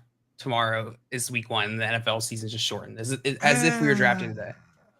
But then we have to think about bye weeks. I think the point of the exercise is to talk about rest of season value. You know what I mean? Like how are we thinking about players rest of season? JL, you're absolutely right. Bye weeks should matter because then people can actually use this for like trades and stuff. Right. Good call. Absolutely. All right. Bye weeks do matter. And it's going to be a 1 quarterback PPR draft that we are doing. We'll take turns making picks. Coop, you want to go first, second, or third? I'll go first. Coop taking the first overall pick. JL, you want second or third? I will go second. And then I will go third. I'll wrap it up. let's go ahead and get in there. Or actually, before we do that, Eric had a question for us. Let's hit this and then jump into our draft. Eric said, morning, gents, PPR, flex 2, Kareem Hunt, Jamal Williams, Chuba Hubbard, Paris Campbell, or Alec Pierce. You got to start 2 of them. PPR, flex 2. Kareem Hunt, Jamal Williams, Chuba Hubbard, Paris Campbell, or Alec Pierce. Dale, which 2 of those players are you starting? Good Lord. Do we know what's the latest on Chuba Hubbard? Because that would affect my answer. Well, I know that. I just mean, like, is he playing this? Is he trending towards playing this week? I think he is playing. Yeah. Did not practice yesterday. The thing is, for me, I'll throw this out right there right now, is that I can't start Chuba Hubbard over Kareem Hunt, because if I'm going to pick a guy that's splitting touches on a team, I'm going to take the better team. So I would take Kareem Hunt over Chuba Hubbard. So for me, Kareem Hunt is in the lineup. It's Kareem Hunt and Paris Campbell for me, I think. I'll throw those 2 guys in there. You guys at all worried about the Kareem Hunt trade rumors and them giving him the James Robinson treatment this week? I feel like narrative, but you got to know it before. If it's on the table, then they would just hold him. They would have him as just a full on inactive for the game. In which case, you would have the opportunity to not start him. Yeah, I think I'm still rolling with him. I get what you're saying, Jail. There's a slight concern, but not enough for me to change my start decision. I think we would know at 11:30 if he wasn't playing. Yeah, I'm gonna go Kareem Hunt, Chuba Hubbard are my 2. Kareem Hunt and Chuba Hubbard. Jay in the chat saying Chuba Hubbard did not practice yesterday. So yeah. Kareem Hunt, Chuba Hubbard, with the caveat that if Hubbard doesn't go, start Paris Campbell. There we go. Coop, you ready for the first overall pick? For everyone listening, if you're just tuning in, this is our rewind draft. The season starts tomorrow. We're looking at rest of season value, drafting with all the information we have up until this point. Coop's drafting first, JL second, me third, and then we will go back to the top of the order with Coop, JL, Simon, Coop, JL, Simon. Down this draft board till we hit 12, and then we'll reverse on the way back. Coop, first overall pick. You're on the clock. Who are you taking with the information we have now? Easy one for me. I'm going to take Austin Eckler. He's been the best running back. He's, got 30 more points than the next highest running back. He's on pace for like 1,700 yards and 130 receptions. Like, I think this guy, even with Keenan Allen back, and now Mike Williams is out, so it's not like it's a situation where there's a bunch of guys absorbing targets. Just give me the guy that I can trust to catch, at least like 5 passes a game. It doesn't get much safer than Austin Eckler right now, and there's not enough really good running backs for me to go elsewhere. So I'll go Eckler. Are we doing when we draft this? Are we thinking about a 3 wide receiver lineup or a 2 wide receiver lineup? Let's go 3 wide receiver. What do you think, JL? Yeah, that's fine. 3 wide receiver lineup. Does that change your pick, Coop, or it's still Austin Eckler? Doesn't change my pick. Makes wide receivers more valuable. But I think that makes sense. That was one of the guys I was looking at that deserves to be in that number 1 overall pick conversation. Makes a lot of sense. JL, Eckler's off the board. Where are you going next? I'm going to go Christian McCaffrey. Running back for the 49ers, San Francisco 49ers, just recently traded. The 49ers, I think, with this move, catapult themselves into one of the elite tier of teams. I think they're going to use Christian McCaffrey because they gave up a lot for him. So yeah, Christian McCaffrey. And this is half PPR, we decided, right? Full PPR. Full PPR. Better. Makes even better pick. Well, and where I'm going to go, I wasn't expecting this guy to be sitting here with the 3rd overall pick, and I was ready to grab the top wide receiver, but I think there's one more running back, potentially 2, that deserves to be in this spot, but Saquon Barkley's probably going to be my pick with the 3rd overall spot. I guess we're rewinding a little bit. A lot of these other names, the newer names to the list, aren't cutting it in the top 3 anymore. We got Christian McCaffrey, Austin Eckler, and Saquon Barkley as our top 3 guys. But I love the wide receiver value this year, but Coop, you brought up a great point. It looks like wide receivers were the better first-round picks this year because so many running backs are getting injured or not panning out. But that being said, since we know what we know, it probably pushes the value of these top-tier running backs up even a little bit more. Like we're pushing it up just a little bit higher. Coop, you've got the next pick. We've got 3 running backs off the board so far. It went Eckler, then McCaffrey, then Barkley. So this would be pick 4 in round 1. We're doing non-snake draft? Well, it'll be snake, but this is pick 4. This is just a different team. Oh, it's different teams. Because we're doing a 12 team. Like, why would we do a 3-man league? That's not helpful for anyone. Know what I mean? Well, to fill a lineup, it would probably going to take us an hour, like 3 We're hours. not going to fill a lineup. We're going to do a round or 2 of this draft is what we're going to do. All right. Well, in that case, I'm going to go ahead and take the I want to take Stephon Diggs here with this pick. Like he's over Cooper Kupp. Over Cooper Kupp, I am. Yeah, because I trust Cooper Kupp needs volume, and they're getting Allen Robinson ramped up, and they have Van Jefferson coming back, and I'm a little nervous about the arm of Matthew Stafford holding up all season because he's got the elbow and all that. I'm just going to take Stephon Diggs, who I trust every single week. He's already had his bye week, so has Kupp, but he's he's been crushing. And we talk about PPR. I mean, technically, Stephon Diggs has more points than Cooper Kupp, so give me Stephon Diggs. Stephon Diggs with the 4th overall pick. Joe, you've got the 5th overall pick in the first round of this redo draft. Who are you taking? You just took Kupp, right? No, he took Diggs. Sorry, I took Diggs. I'll go Cooper Kupp then.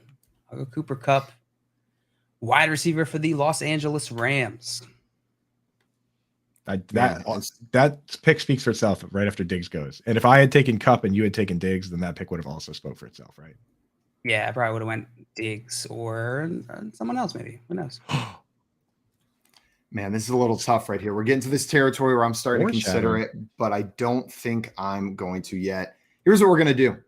I mentioned it earlier, but I think there's one more running back that kind of belongs in this conversation up here as the workhorse running backs, even though I know his there's a little bit of an injury concern, but I'm going to go with Las Vegas Raiders running back Josh Jacobs with the 6th overall pick. I think he's earned a spot up there with the workhorse running backs in fantasy football rest of the season. Dude's getting all the work. And I know the point of these drafts is let's throw some of these priors away and look at what we've seen through 7 weeks. And there's no reason he doesn't deserve to be up there with the Saquon Barkleys, with the CMCs whenever we're talking about workload, right? Right. There's a reason he went after them. But if Diggs or Kupp were there, I would have taken them, but they weren't. So I'm going Jacobs. A couple weeks ago, I said I told a kid to trade to a kid who could have picked whoever he wanted out of Alvin Kamara or Josh Jacobs. And I told the kid to pick Jacobs. And at the time it felt controversial, and now it doesn't at all. Right. Like Jacobs has the full role. He's a beast. He runs for 140 yards a game. You can't even trade for him anymore. So that's a good pick. I considered him there. Kevin Tompkins is just running backs in this economy. I know I've drafted 2 running backs so far on 2 different teams, and it's hurting my feelings a little bit with all the receivers that are killing it this year. But Coop, that brings us back to you. A quick recap for everyone. This draft so far, we're 6 picks into the first round. We've got Eckler 101, CMC 102, Saquon going at 103, followed by Diggs and Kupp at 4 and 5, and then Josh Jacobs being the 6th overall pick. Coop, we're back to you with pick number 7. Who's it going to be? Yeah. So pick 7, this one, another one. This might be considered controversial to some people, but not in my opinion. I'm taking Travis Kelce. No! You take every wide receiver and running back and put them, every wide receiver and tight end, every pass catcher, put them in one bucket. It's not even about positional scarcity at this point with Travis Kelce. He's legit number 4 on that list in PPR, number 3 on the list in half PPR. He's just outright scoring the points, and you get the positional scarcity. So for me, Travis Kelce in the first round is a no-brainer. You get a huge advantage at a brutal position. I almost went Kelce instead of Jacobs, and I think I can wait one more. I think I can get him with the 9. But you're right, Coop. Just talking about the position, not moving over there. He's averaging 21 points per game. That's absurd. That's absurd for the tight end. More than Jamar Chase, more than Saquon Barkley, more than Josh Jacobs, more than those players. So, no problem there. And I know he had the 4 touchdown game. I don't care, dude. The fact that he had a 4 touchdown game means he's awesome. And I usually don't just like Taysom Hill, right? Just like Taysom Hill, dude. Equally awesome. just like Gabriel Davis and Jonas Gray and Chase Claypool. Those are all the guys I can think of that had 4 touchdown games. But the fact of the matter is I don't take these guys early at the start of the season because you never know what's going to happen in season. You could get a Kyle Pitts situation. But since we already know what is happening, then I'm doing it because it's already been confirmed. Travis Kelce, still awesome, still kind of funny.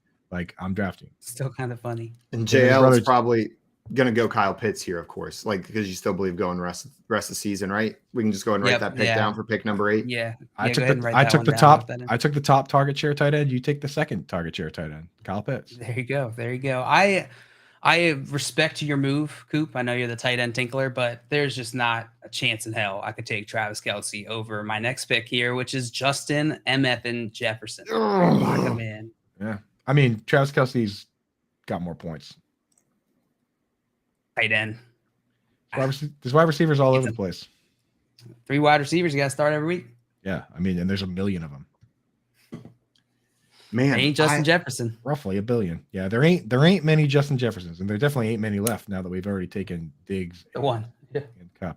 Yeah, there's no Justin Jefferson. That was going to be my next pick, JL, was Justin Jefferson. After Coop took Kelsey, you took Jefferson. Those are the next 2 guys on my list. And now like I hate doing it, but like you guys are just leaving me with some running back value, I feel like, over and over again. I'm going to go Nick Chubb right here. I'm going to take Nick Chubb with the 9th overall pick in this draft. He's sitting up there right now as a top 3 running back. His upside's a little bit lower than these guys because he's not as involved in the receiving game. But especially with the Kareem Hunt trade rumors, right? Like it's already hogs up for Nick Chubb. It's going to be double hogs up for Nick Chubb if Kareem Hunt gets traded. So Nick Chubb. Hal makes an interesting point here. He said if Kelsey only had 1 TD in that game instead of 4, where would he be? That's pretty first easy. Overall. I guess just remove 3 touchdowns. For me to calculate. Let's see. Remove 18 points. And their yards. So slightly. He didn't have many yards in that game. But let's call it 20. Let's call it 20 points. So he would go down. So we do the same thing, right? You take all the tight ends and wide receivers, put them in one bucket. Right now, he's 4th on that list. If you take away 3 of his touchdowns, which is an absurd thing to do, he would drop all the way down to 7th. 6, right? Yeah, he would drop down to 7th. He would still be ahead of Devontae Adams, Jalen Waddle, Mark Andrews, Marquise Brown, all those guys. So, like, he goes from 4th to 7th. It's not even that big a deal, dudes. My dudes. He'd pretty much have as many points as Justin Jefferson if you took away 3 of his touchdowns. That's pretty good. That's pretty good. There you go. So, guys, I just picked Nick Chubb with the 9th overall pick, which means we're approaching the end of the first round. This is our last run through of this first round. Coop, you have the 10th overall pick. Where are you going here? I feel like I've been up all the time. Every 3 picks, like clockwork, or so.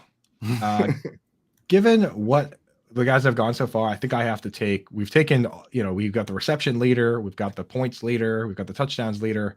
I'll go ahead and I'll take the yardage leader. Actually, who's also I'll take the not the touchdown leader. I'll take the yardage leader for wide receivers. I'll take Tyreek Hill. Tyreek Hill leads all wide receivers in yards. It's not that close. He has over 100 more than the second guy.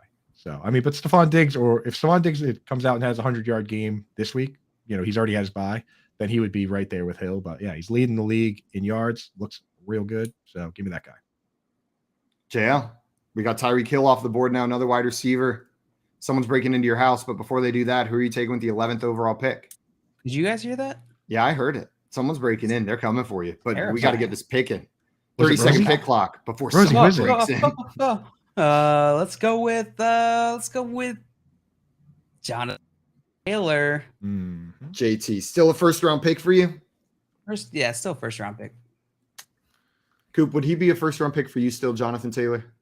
Yeah, I think so still. I mean, he was hurt. He's still putting up pretty decent points per game, though. The situation's a little dicey. I think personally I might go somewhere else, but JL's close enough to the swing that you can take a risk with one of these picks. If I did take Jonathan Taylor with one of them, I'd try and keep it a little safer with my next one. Yeah, I agree with that. Man, okay. Then with my next pick, the last pick of the first round, I'm going to take Jamar Chase. We're going to grab Mr. Jamar Chase and add him to the team. Wondering what to do there, but that's where I'm going. Are we doing another round of this? Are we snaking back around? Let's do one more. Yeah, one more round. One more round. So I took Jamar Chase with that pick. He's one of the elite wide receivers. We've seen the upside. Joe Burrow's been slinging it the past 2 weeks. Just an absolute monster. If we see more of that, Chase is going to be great this season. Maybe not as consistent as some of these other guys, but that's okay. That's okay. The next pick, that would make you up next because you're still managing this 12 team here. So you have the next pick here. That is correct. I'm going to take with this next pick. We're going to double down on wide receiver, and I'm going to take a guy who's already had his bye and is the top target on his team, and that is Devontae Adams.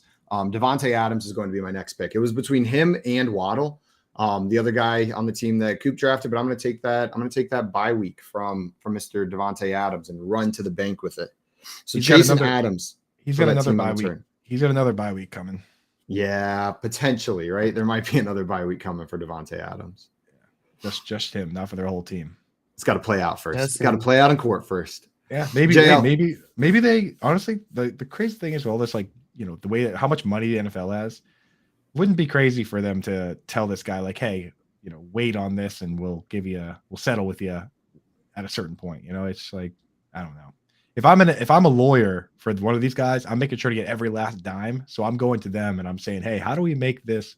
I know this is a tough situation. How do we make this easy on you guys? How can we help you guys help us? Right? Like, when do you want this suspension to come down? You know? Yeah. No, that makes sense. There's just so much money floating around there that they can probably play that game. They can probably make it work to their advantage. We can move that court date for money. For money. Jill, you've got the next pick. This is your team with Jonathan Taylor on it. You took Jonathan Taylor in the first round. Where are you going with the second pick? Simon, who'd you take with right before Devontae Adams? Jamar Chase. So that team has Jamar Chase and Devontae Adams on it. It's a hot team. So I took Jonathan Taylor here. Oh, it feels like there's a lot of value at the running back position still. Not as much at the wide receiver position. Ooh, I disagree. I'm gonna go with AJ Brown. AJ Brown for JL. Adding AJ Brown to the team with JT. Coop, you're back on the clock. This team, you drafted Tyreek Hill in the first round. Who did you take, Simon, with your last pick? I took Chase and Adams. Jamar Chase and Devontae Adams. And then JL took AJ Brown. Real quick, Brendan in the chat asked TJ Hawkinson or Tyler Higbee this week. I'm going TJ Hawkinson. Tyler Higbee has a couple things not going his way. One is that he had the bum ankle, which he didn't play a full snap share. 2, they have a banged up line, so he blocked on 6 pass plays. 3, he's playing against the 49ers this week, which are a good defense versus the tight end. So, yeah, that's where I'm at with that. Start TJ Hawkinson. Yeah, I'm starting Hawkinson as well. Okay, so Coop, who's your pick? Tyreek Hill is on this team. You're on the clock. This is pick 3 of the second round. Pick 3 of the second round, and it's a full PPR league. I think I'm going to come out here and take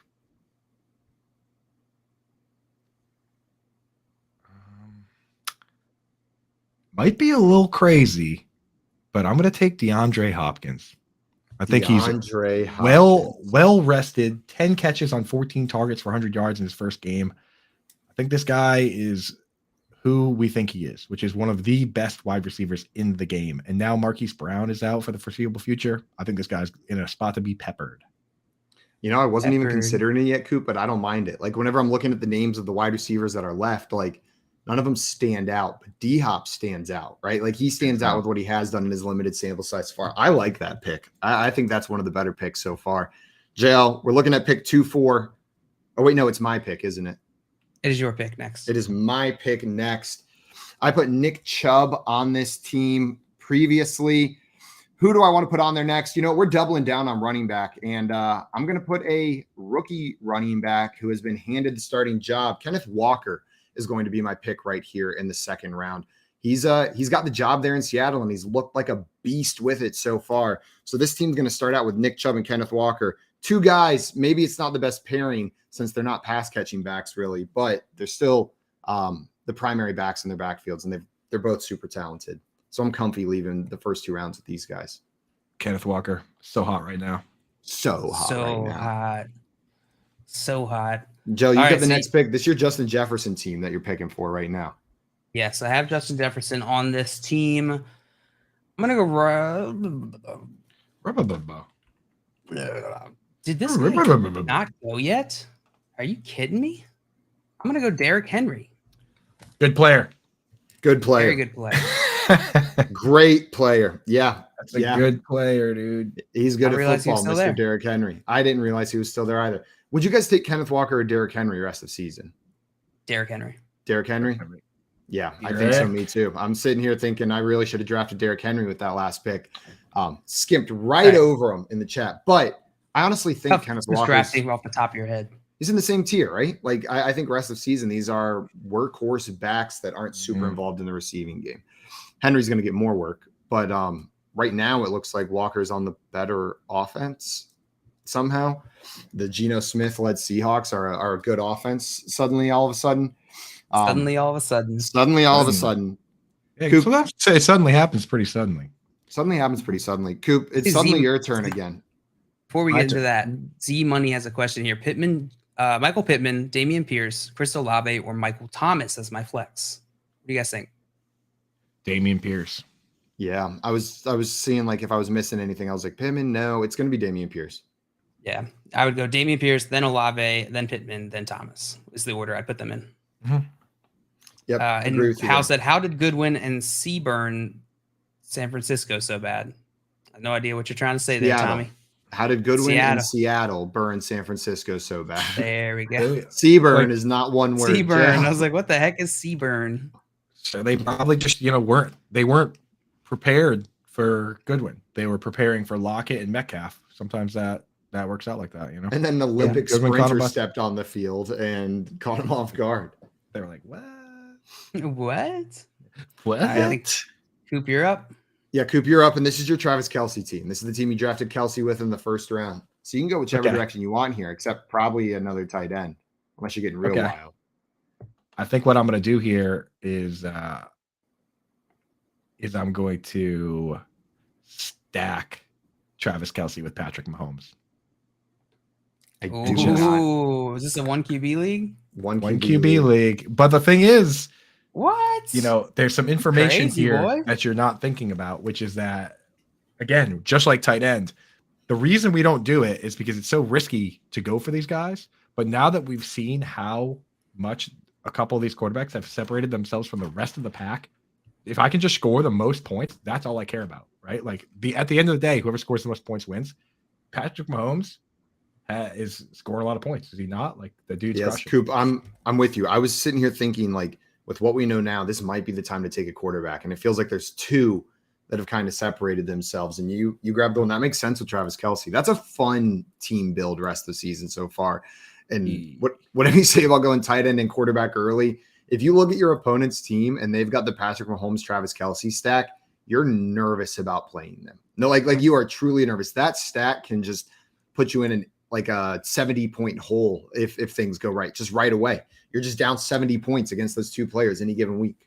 A mid-season draft really should change the way we think about these teams. Like if you're thinking like about the way we draft, because you're worried about the downside, but now that we've seen it, we know that there is no downside. Like if you could go back to 2016, you would draft Cam Newton first overall. If you could go back to 2013, when Peyton Manning threw 55 touchdown passes, he would be the first pick easily because he obliterated everyone, right? Like you would just go through the draft and take Peyton Manning, and then you would take Demaryius Thomas or Emmanuel Sanders or Wes Welker or whoever you could from that offense, and then you would just win the league. So like the way I look at it is if these guys are separating themselves like that, just give me those guys. I'll figure out the rest later.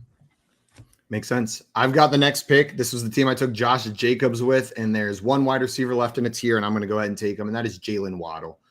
The other Dolphins wide receiver, I would have preferred Hill. That's why he went first probably, but Waddle's going to join this team with Josh Jacobs now for me. JL. I like that pick. I think you're back on the clock with your Cup pick. This is the Cup team. Who are you having join Mr. Cup on your pick number 5 overall team? All right. I am going to I'm going to balance out the Cooper Cup pick with a running back pick here. I'm going to go Joe Mixon, running back for the Cincinnati Bengals. After I told you what my strategy is, you let me do it, JL. Go for it. Take your QB in round 2. You let me do it. 100% I am. Me with your QB. Yeah. Oh my God, you're about to do this stack again. You know what I'm doing again? Rest of season, not you know what I'm doing again? Season. Okay, you just let me stack Josh Allen with Stephon Diggs when they've already had their bye week. So thank you very much, JL. Let's play this out. Let's play this out at the end of the season and see which of these teams wins. Yeah, play it out. We have to finish this draft, which would take hours, but we could do that. No, not the whole team, just the two players. My 2 players are going to crush yours. One of them Jail, I was going to say that is putting you at an even bigger disadvantage. Like you are definitely at a disadvantage if you're doing it that You don't want to do that. You don't want to do that. I get what Coop's saying though. Like a lot of the reason we don't draft quarterbacks early is because we know quarterbacks score the most points. We just it's hard to predict year to year. If you take one early and they're not number 1 or number 2 overall, then you're screwed. But with 7 weeks of information, some of that risk goes down. Like it seems pretty clear that Josh Allen and Patrick Mahomes are doing what they were going to do, or what we think they're going to do. I've drafted safer to pick them. I've drafted 3 players that have the most points. Austin Eckler has the most. Josh Allen is the second most. Patrick Mahomes has the third. Yeah, but I don't think the logic holds up, because if we don't believe in taking QBs early in before the season, I don't think that all of a sudden that strategy changes. And I wouldn't say that the reason that we don't like taking QBs early is because that we're not sure how to, like, they're not predictable. I think they're relatively similarly predictable than the other skill positions. The difference is the value above replacement, right? Like, if I can get a Jalen Hurts and he's likely not going to score that many different points. I think it's a combination, Dale. Like, I think it's both. I think it's because there is such a risk, like there's such a detriment to your team if you miss on the first round pick, and you can find a valuable replacement in the later rounds. It becomes like more advantageous before the season starts to go that route, but you're eliminating some of that risk. So it's like, it doesn't get rid of the late QB strategy. I think the late QB strategy is still viable, exactly for the reason you said. But because there's less risk with that first pick busting, it eliminates the need to kind of have to mitigate that risk by going later round with a valuable replacement. Like, don't you have to apply that same logic to the other positions? Like, there's less risk on the running backs the top running backs that we know now, because we're 7 weeks in. And sure, but we're still drafting them. That's why we drafted them all before the quarterbacks. Yeah, but I just think that, like, if it's the same across position groups, then your point doesn't. But necessarily here's the other. Okay, QB is more important than. Here's the other difference with that is that with quarterback, we think, okay, we'll find the guys that are, in the draft before the season starts. We'll find guys later that will break out, and we'll be able to find them in those rounds. But we've already seen it. Like, you can't draft Tua as the QB 15 anymore, right? Like, you can't make those steals. And when you look at how it's shaking out, like, talk about QB 6, Kyler Murray, Josh Allen scoring 10 more points a game than him. Josh Allen is like in a league of his own right now. You know what I mean? So for me, I look at it at this stage of the game, and like, you can't get a steal at quarterback anymore because we know who's good and who's not. I mean, Joe Burrow has six less fantasy points than Patrick Mahomes. Lamar Jackson. I think there's a tier of 5 guys. You guys should be drafting Joe Burrow, Lamar Jackson, and Jalen Hurts. I'll draft Joe Burrow on my next team. The team that has Eckler, I'll draft Joe Burrow on that team. So who is the next pick here? I'm the next pick with Saquon Barkley. I just picked Josh Allen. And I'm the next pick. I had Saquon Barkley on this team, Mr. Saquon Barkley. And so, of course, we're going to stack him with his I'm just kidding. We're not taking Daniel Jones with this pick. Do I want to go quarterback here after everything we just said, or do I want to take a different player? You don't have to worry about it. JL's sticking to his guns. He's not taking quarterback here. So he's not taking. If you don't take Joe Burrow, I get Joe Burrow. Do I want to take Joe Burrow? You know what? I don't want to take Joe Burrow, but I do think I'm going to take a different quarterback. I know he's had some rough games recently, but I think he's got a higher upside than Joe Burrow, and I'm going to take Lamar Jackson right here with Saquon Barkley. I know Joe Burrow has more points so far. I like Lamar Jackson's upside a little bit better. So I'm going to take Lamar. Maybe it's a slight downgrade on what they've done so far, but it's going to be killer rest of the season. Lamar was so good the first few weeks that people forget. It was like there's MVP talk, 5 touchdowns every game for a little while there. He was killing it. Yeah. Killing it at the beginning of the season. You get Andrews and Bateman back fully healthy. I don't see why you can't do that again. I think that's the problem right now, though, is that lack of weapons. Patrick Ricard playing 80% of the snaps, not really racking up the points there, Patrick. Joe, your next team had CMC on it. So who are you taking with your next pick? With my next pick here, I can't believe this guy's still on the board. I'm going to go with Joe Burrow. You coward. You are such a coward. I don't even want him. This is a pure spite pick. I actually want CeeDee Lamb, but I'm going to take Joe Burrow. It's a good pick. CMC and Joe Burrow. Yeah, I like that team so far, Joe. It's really interesting strategy that you're going with the quarterback early. I'm not sure I agree with it, but we'll talk about that later. With my next pick, this is the team that is Austin Eckler. I think it's pretty ridiculous to reach for QBs this early, so I'm going to take CeeDee Lamb. CeeDee Lamb. Yeah, that makes sense. Honestly, I was going to take him. I really agree with that pick. Wheels up. Yeah, no way I'm taking Joe Burrow, dude. Oh my God. What a ding dong. So we just did the first 2 rounds. Big balls? No, thank you. We got how many quarterbacks? 4 quarterbacks going in that mix, or 5? 4 quarterbacks. Jail, if I was you, I would immediately trade with your other team, the Jamar Chase team, and stack up Burrow and Chase. I probably it's will. my Jamar Chase team. Oh, you have Chase? I've got Chase and Adams. Would you trade Devontae Adams for Joe Burrow in a 1 quarterback league? No. No, absolutely not. You There's shouldn't not a do that chance in either. hell I'm doing that. Yeah. That's what I'm saying. It's like there's no way. So I'll just keep chasing Would you Adams trade? on that team. So would you guys trade Patrick Mahomes for? I would CeeDee trade. Lamb? I would trade CeeDee CeeDee Lamb Lamb. right now? I would trade CeeDee Lamb away for Patrick Mahomes. Damn, bro. I wish we were playing some leagues together. I wish we could try were. this out. I wish we try were. this out. Yeah. You guys are both like, you idiot. Like as you're making the trade, each one of you's making it like, you clown. I'm genuinely you have no curious. idea like, what you're doing. Yeah, I respect the different perspective on here. I'm just curious how it would play out. You know, I think the thing is, I think that Patrick Mahomes could outscore CeeDee Lamb by 100 points over the remainder of the season, and I think I could find a wide receiver that can come within 100 points of CeeDee Lamb. And at the end of the day, I think I can make the same statement, just flip the positions, and it's just the same way around. Yeah, I don't think CeeDee Lamb can outscore Patrick Mahomes by 100 points. Right. But I think that's a positional. Right. Thing, you could find, you could find a quarterback, right? But if I am struggling, right. I knew exactly what you meant, Jalen. You feel real. I'm telling you, we underestimate how important quarterback is. There's been a number of years where wherever a team has the best quarterback just wins the whole league. I've like Squirrel Bob down here says all my best teams have either Mahomes, Allen, or Hurts. My best team this year, I accidentally auto-drafted Josh Allen in the 2nd round, and I was devastated. I was like, no, I did not want to take a quarterback that early. He has single-handedly kept me alive in this league in like multiple weeks. Like Josh Allen has been like the saving grace for multiple teams. And that was a team where I was pissed when it got auto-drafted. I was like, what the hell? I didn't want to take a quarterback this early, but it worked out because it hit. Now, if it wouldn't have hit, my team would have been like straight garbage doo-doo because I wasted a 2nd round pick on a quarterback that didn't even hit. I know how we're going to settle this debate.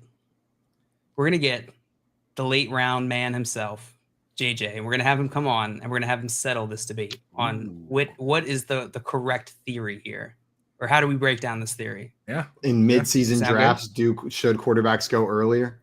Yeah. Like, does that change it? Because he's the one who's thought the most about this, right? Let's bring him on. Let's get the man on.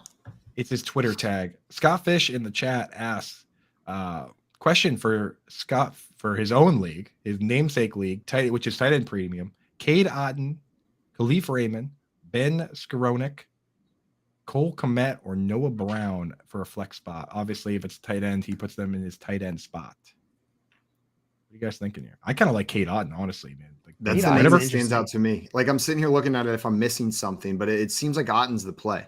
Like it seems like Otton is the guy to play out of this group. Like even if it wasn't tight end premium, I think I'd start Cade Otton. He has, the 2 games that Cameron Braid has missed, he played 94% of the snaps in the first one, caught 6 of 7 targets. And then last week he played over 80% of the snaps, caught 4 passes for 67 yards. I mean, if you put Ben Skowronek in there and he catches 4 for 67, you're pretty pleased with that, no? Like, and this is tight end premium, so all the receptions for Otton are worth 1.5. Yeah, and the first downs are worth more. So I think I'd go out in 2. Yeah, the Baltimore's first downs is not very good against tight end. Yeah, another one. We're not so good. We have another question. You get a guy playing tonight. You get a guy playing tonight, and that's fun. That's true. And that is fun. That game tonight, Baltimore Ravens at Tampa Bay Buccaneers. On paper, at the beginning of the season, it looks like one that was going to be like this is a barn burner of a game, right? But the past couple of weeks, the Ravens haven't been too exciting. The Buccaneers look like poop water. Ravens won. They won, but they've been a less exciting team. They haven't been the explosive offense that we expect from the Baltimore Ravens. We're all spoiled by the Ravens. So spoiled. Yeah. All right. Let me moderate this, please. Let me arbitrate this. They haven't looked great, but poop water, Simon. I know I said the Buccaneers were poop water. I never called the Ravens poop water. That I would do not put words in my mouth. Poop water. Can we agree the Buccaneers look like poop water though? I don't know if it's poop water. I would say toilet. They just water. lost 21-3 to the Panthers. I would say they look like toilet water that doesn't have poop in it, but there was poop in there at some point. So, oh my God, that just reminded me of the dropout episode, Simon, where they make that guy go and drink water. It's like a challenge or like a prank. They go and make him drink out of a silly straw toilet water, like in their office. Well, the whole premise of the game is he says something and then people name a price. They're bidding to see who's going to get the money to do it, but they're bidding against each other down. So they'll ask like how much to drink toilet water, and someone will be like 200, and then someone will be like, I'll do it for 150. I'll do it for 100. And they're just like racing to the bottom to get money for things that they're trying to do. It's so much fun. And they get crazy, like shave your head or do all this other stuff. And it's pretty good. I would be so down to play that game with you guys. Let's hit some of these questions while we're here. Mark asking, I trade Mixon and Pitts for Swift and Goddard. Opinions? What? Mixon. I want to keep Mixon. I want to keep Mixon and Pitts in that situation. I want Mixon over Swift. Yeah. Pitts to Goddard. Like I guess Goddard's the better play right now, but Mixon over Swift is pretty big margin for me. Yeah. And dude, they have to throw at some point. They can't continue. They can't continue. You would think so, right? Yeah, I like Swift over. I'm sorry, I like Mixon over Swift, and really a big deal breaker there is it's just the health concerns. Mixon is such a level up because you don't have to worry about those health concerns right now. Pitts to Goddard is a minor step up, in my opinion. But that's not to say Swift can't be great rest of season. Like if he's healthy and out there, he's the kind of back that can be the top scoring back on any given week. Let's put it this way: if Devonta Smith or AJ Brown were out, then I would take the Goddard side. But because they have the two top dogs there that have pretty clearly, carved out a pretty big role, and Goddard's a little bit of a third fiddle, I wouldn't do it. Yeah, no, I'm with you. We got another question in here. Let's see. Higbee or Waller? Did we already hit that one? It's going to be Waller. It's going to be Waller in that one, right? I go Waller too. Yeah. What sucks is that Waller actually has a bad matchup too, on top of all of it. Saints have been pretty good against the tight end, but I'd still go Waller just because all the things I said earlier about Higbee. I need to see one more game out of Higbee. If Higbee doesn't play 90 to 95% of the snaps, or he blocks on anywhere north of 10% of his pass plays, I'm moving him down my rankings. I didn't even want to move him up in the first place. The numbers made me. I didn't even want to. I don't want to, but like the thing is, the numbers are the numbers, right? The guy early in the season was playing 95% of the snaps. He had like a 30% target share, even though his ADOT was like 2 yards. You have to move those guys up, but if he's not going to do that anymore, you got to move him down. Way she goes. And sometimes move him sideways. Sometimes you got to move them sideways. Sometimes you got to hide them under some stuff. Shake them, just shake them up a little bit. You don't like. Just give him a little. That's kind of what I did with George Kittle. Like I didn't move him down from third, but I just gave him a little shake. I was like, "Will you do something?" Right? Like scoring points. Yeah. Wake up. Just put Doesn't a little. Said first prompt: how much to shave your facial hair? I mean, $0. Honestly, I almost did it yesterday. I was so annoyed. So my price right now goes down because I'm going to Europe for like 3 weeks. So I can it's more acceptable there. I'll grow it back before I show up on this. Yeah, I'm gonna be running into a bunch of strangers, so it doesn't really matter. So my price is lower right now.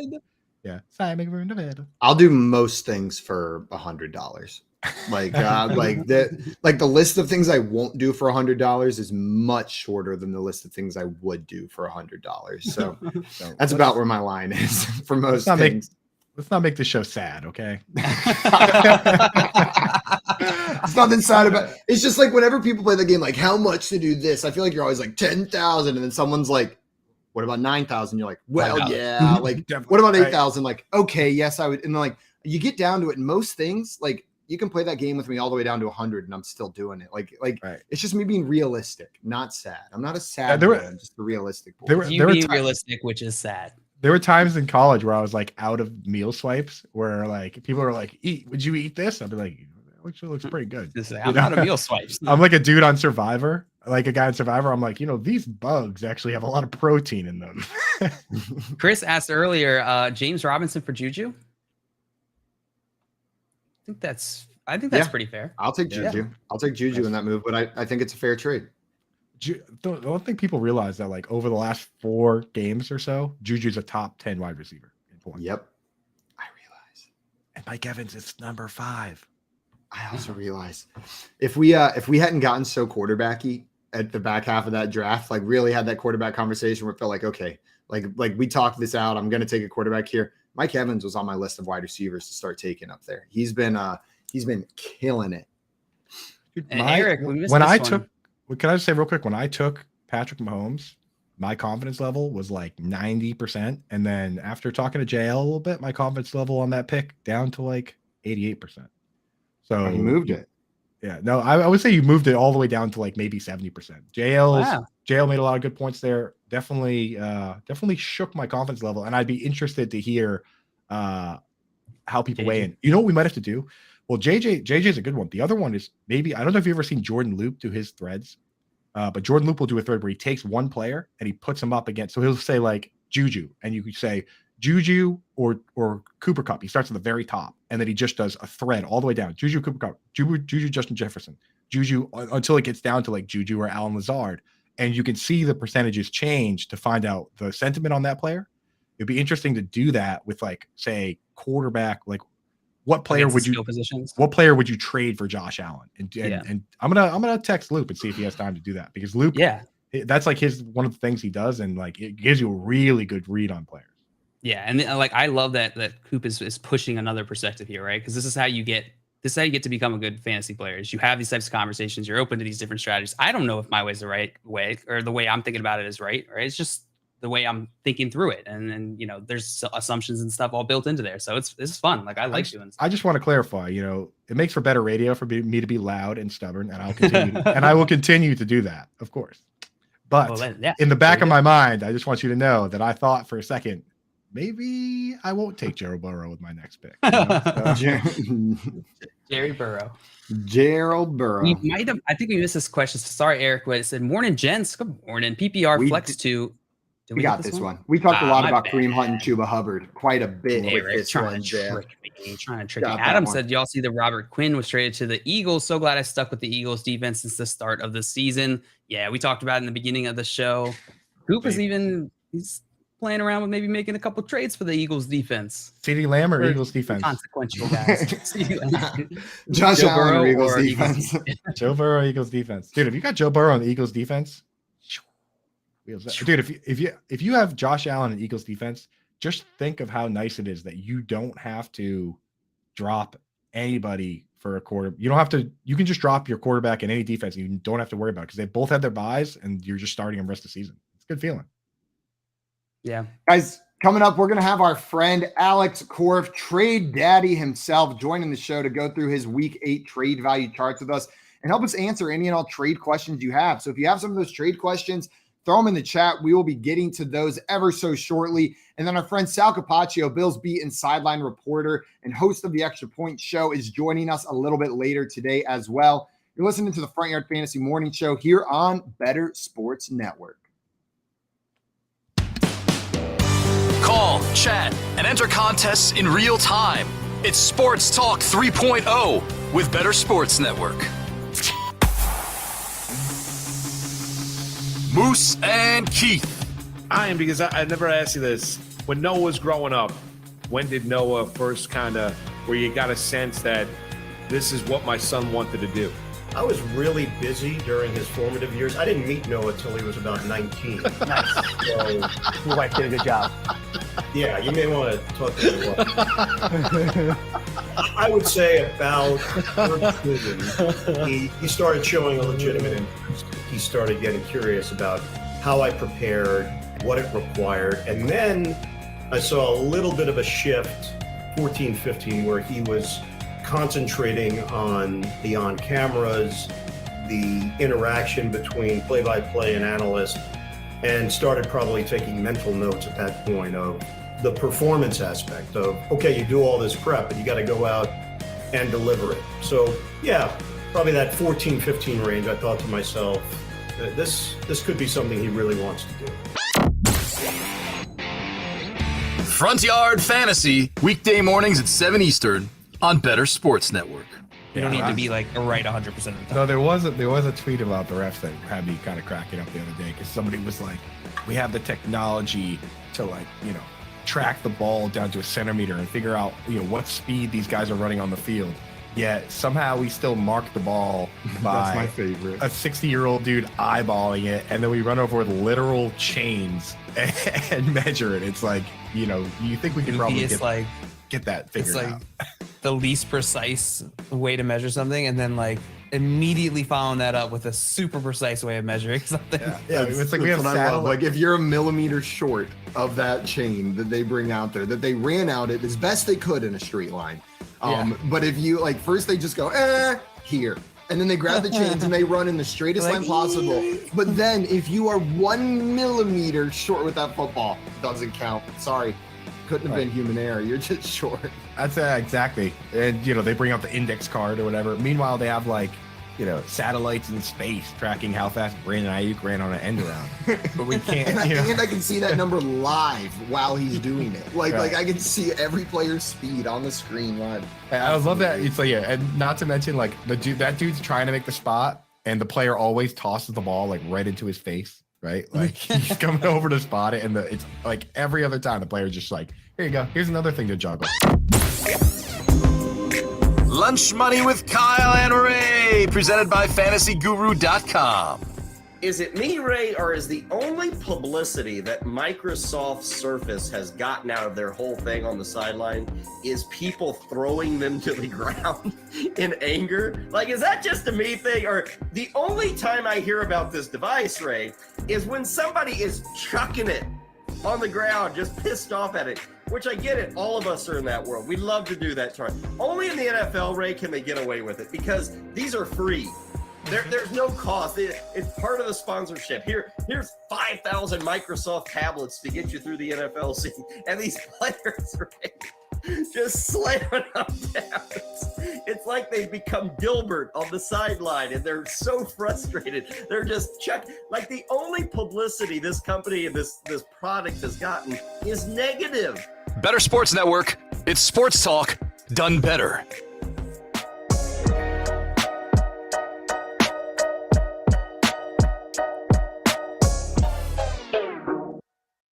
What's up, everyone? Welcome back to the Front Yard Fantasy Morning Show here on Better Sports Network.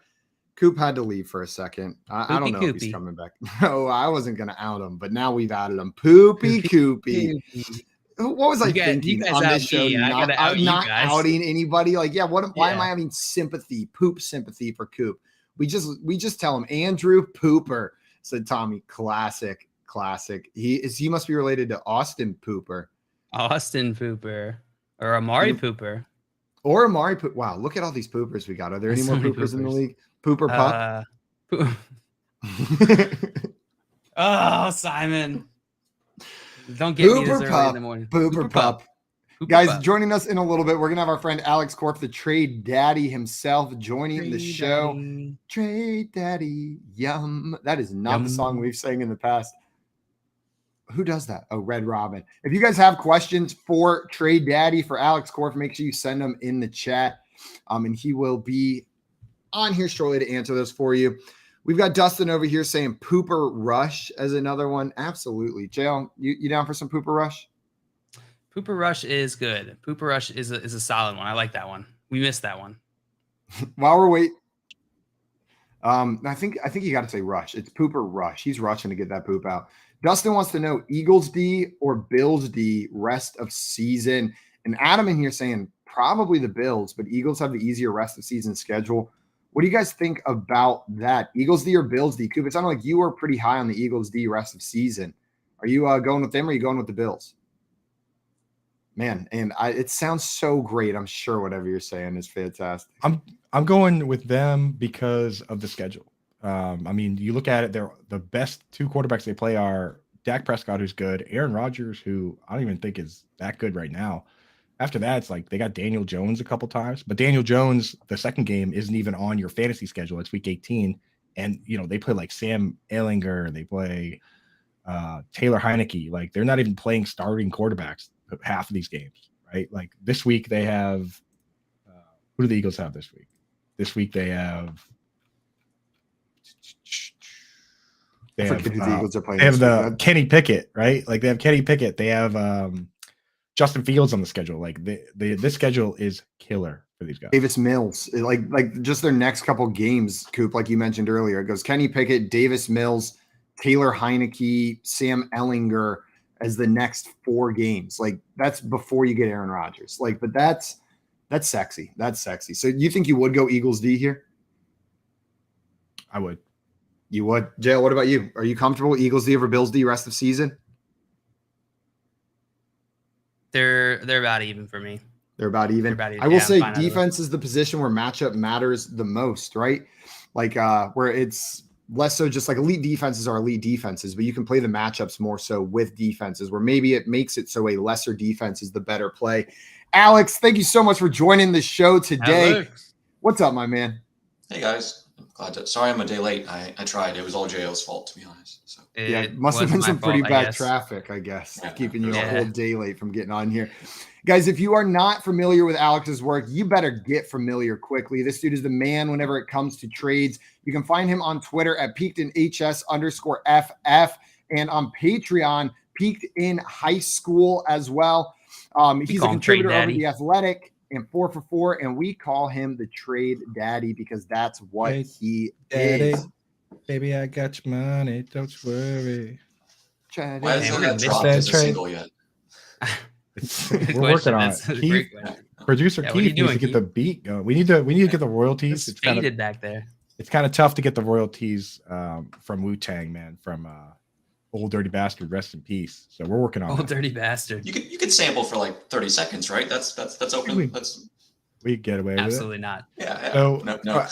Alex, I got to ask you first. I see you might have shed some layers a little bit. I see some chest there, a couple buttons popped. Does that indicate that the shoulder is on the mend, or how we feeling? The shoulder's good. Now it's the hip because I'm an old man. In fact, ailments, bro. Yeah. It's always something over there, dude. It didn't used to be, but it's been a rough couple months. I feel like we got a prime view of your boob light back there. Oh yeah. It's I call it the nipple light, but I guess I can't say that on screen.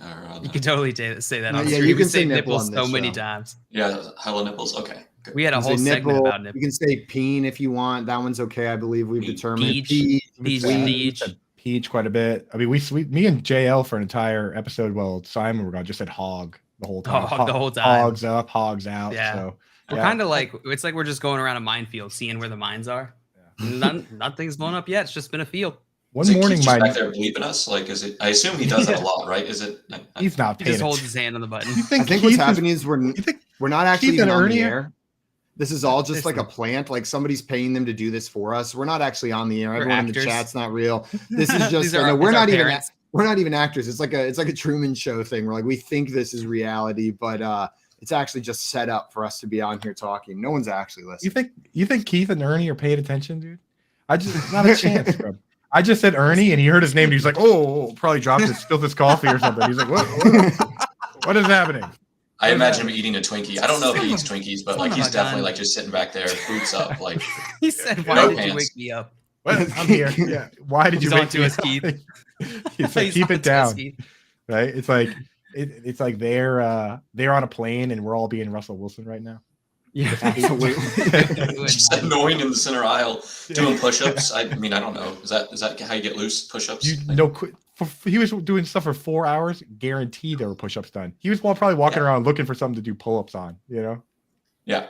He's like, stand on my back. No, sit on my back. Come on, get on my back. Wake up. Get on my back. Cortland, wake up. He's like shaking him. Yeah. Why did I immediately imagine it was Cortland Sutton as well? He just seems like the guy Russell Wilson would wake from his slumber to stand on his back. Alex Sutton's a big dude. I'd go smaller. Handler, he's small, right? Like KJ Hamler, yeah, he'd be a good one. If you had to have a Bronco on your back while you did push-ups, who would it be, guys? I think that's what we'll probably talk about for the next 23 minutes or so. We can talk about that. Alex, for the people that are here for the Trade Daddy himself, you want to tell people, maybe the uninitiated, why we call you the Trade Daddy, what you're doing that makes you the daddy of all trades in fantasy? Still workshopping that nickname, but what I do is done. We're done. We're done. Yeah. About 6 years ago, I started on Reddit, as one does when they have no free or too much free time and no life, just in the fantasy football subreddit, looking at some of the trade value charts that were being put out, which are hard to make, right? They're really difficult. But listening to the feedback from them, that there was some bias at the top, at the bottom, and across positions in particular, typically because it's one guy's ranks and then they kind of just assign values. There was no real set procedure. So what I did is I started to aggregate and build my own model. And I did that because I just have a problem. So here we are 6 years later, and I just make trade value charts where I'm looking at cross-positional trade values, typically in terms of the running back. So I'm looking at wide receivers in terms of a running back, a tight end, a quarterback, all of that versus each other. And I use actual crowdsourced data to calibrate this model pretty regularly, not necessarily weekly because that's too much work, but we're looking at it pretty regularly, and I'm seeding it with expert consensus rates that I once again aggregate. So we're really looking at a market analysis of trade values just to help stimulate trades in your league. End of the day, that's really the goal, is to talk trade and get it going, because trading is my favorite part of fantasy football. It's so much fun. And Very Alex, fun. these trade charts they do help stimulate trades. That's the perfect way to put it. You said stimulate, and I was like, yeah, this isn't going to get the trades done for you, but it is the greatest place to start whenever you're going to like create a trade. You don't know where to even begin. We get questions all the time like, what's a player I should be trying to get for Cortland Sutton? Know what I mean? Not even like Cortland Sutton for this guy. This is a place to start. You look at teams that might be needy at wide receiver. You look at this chart. You look at where similar players are value-wise, and then we go from there. We had some questions in here that. Oh, sorry, Coop. Go ahead. I was saying, when you say stimulate trade, like my first thought is that like Reddit is like James Bond, and you have him like tied to a chair, and you come in with this trade chart with like the electrical cords, and you're like, make a trade. Right. Reddit goes crazy for it though. How many upvotes you get on the post this week? Like you usually get like hundreds. This week it's starting to die down in there a little bit. Like it peaks around week 4, and then people are 0-4 and they quit going on. Is what I see, at least. Let's see. Yeah. We had the real crew, Alex, is the hardos like you and me that are in there in like March. Be like, what do you guys think about Terrace Marshall? Get 27 upvotes on things. They're meaner. They're meaner in March though. Like they're even meaner out of season than they are in season. Oh yeah. Just because it's just about arguing at that point, and there's nothing to prove either side right, really. All that's left is the people that sort by new and just try to say something mean immediately when you post something. Yeah, that's me. I'm in there like, what? You like Josh Jacobs? What are you doing? It's March 2027. Shut your mouth. Yeah. No, I was on Josh Jacobs this year, but that was just awesome. I was in there just being like, shut your mouth. I threw the trade value chart link in the FYF chat. Maybe Keith can throw it in the BSN chat in case you want to look at it. I'm looking at the 1QB PPR 4-point setting format here. A couple names that stand out. Leonard Fournette dropping 19. Mark Andrews dropping 12.5. Deebo Samuel dropping 13. Mike Williams got hurt, so he dropped a big amount. That's a big drop for Leonard Fournette. What is the Deebo drop related to? I think it's people hedging the seam. So Deebo hasn't. I mean, he's had similar amount of like targets, less rushes this year than last year, but almost the exact same amount of targets, right? Like it's very similar, but just 250 yards less touchdowns. And I think people are kind of just expecting him to be more of that going forward versus more of 2021 Deebo. So that's kind of the hedge that I'm seeing as people. But I mean, I just sent a trade for Deebo about 10 minutes before I got on this, where I was sending a running back for someone who has none. And Deebo's on his bench because he's just fed up. So I'm hoping to get that done. Yeah. Josh Jacobs is up where he belongs now.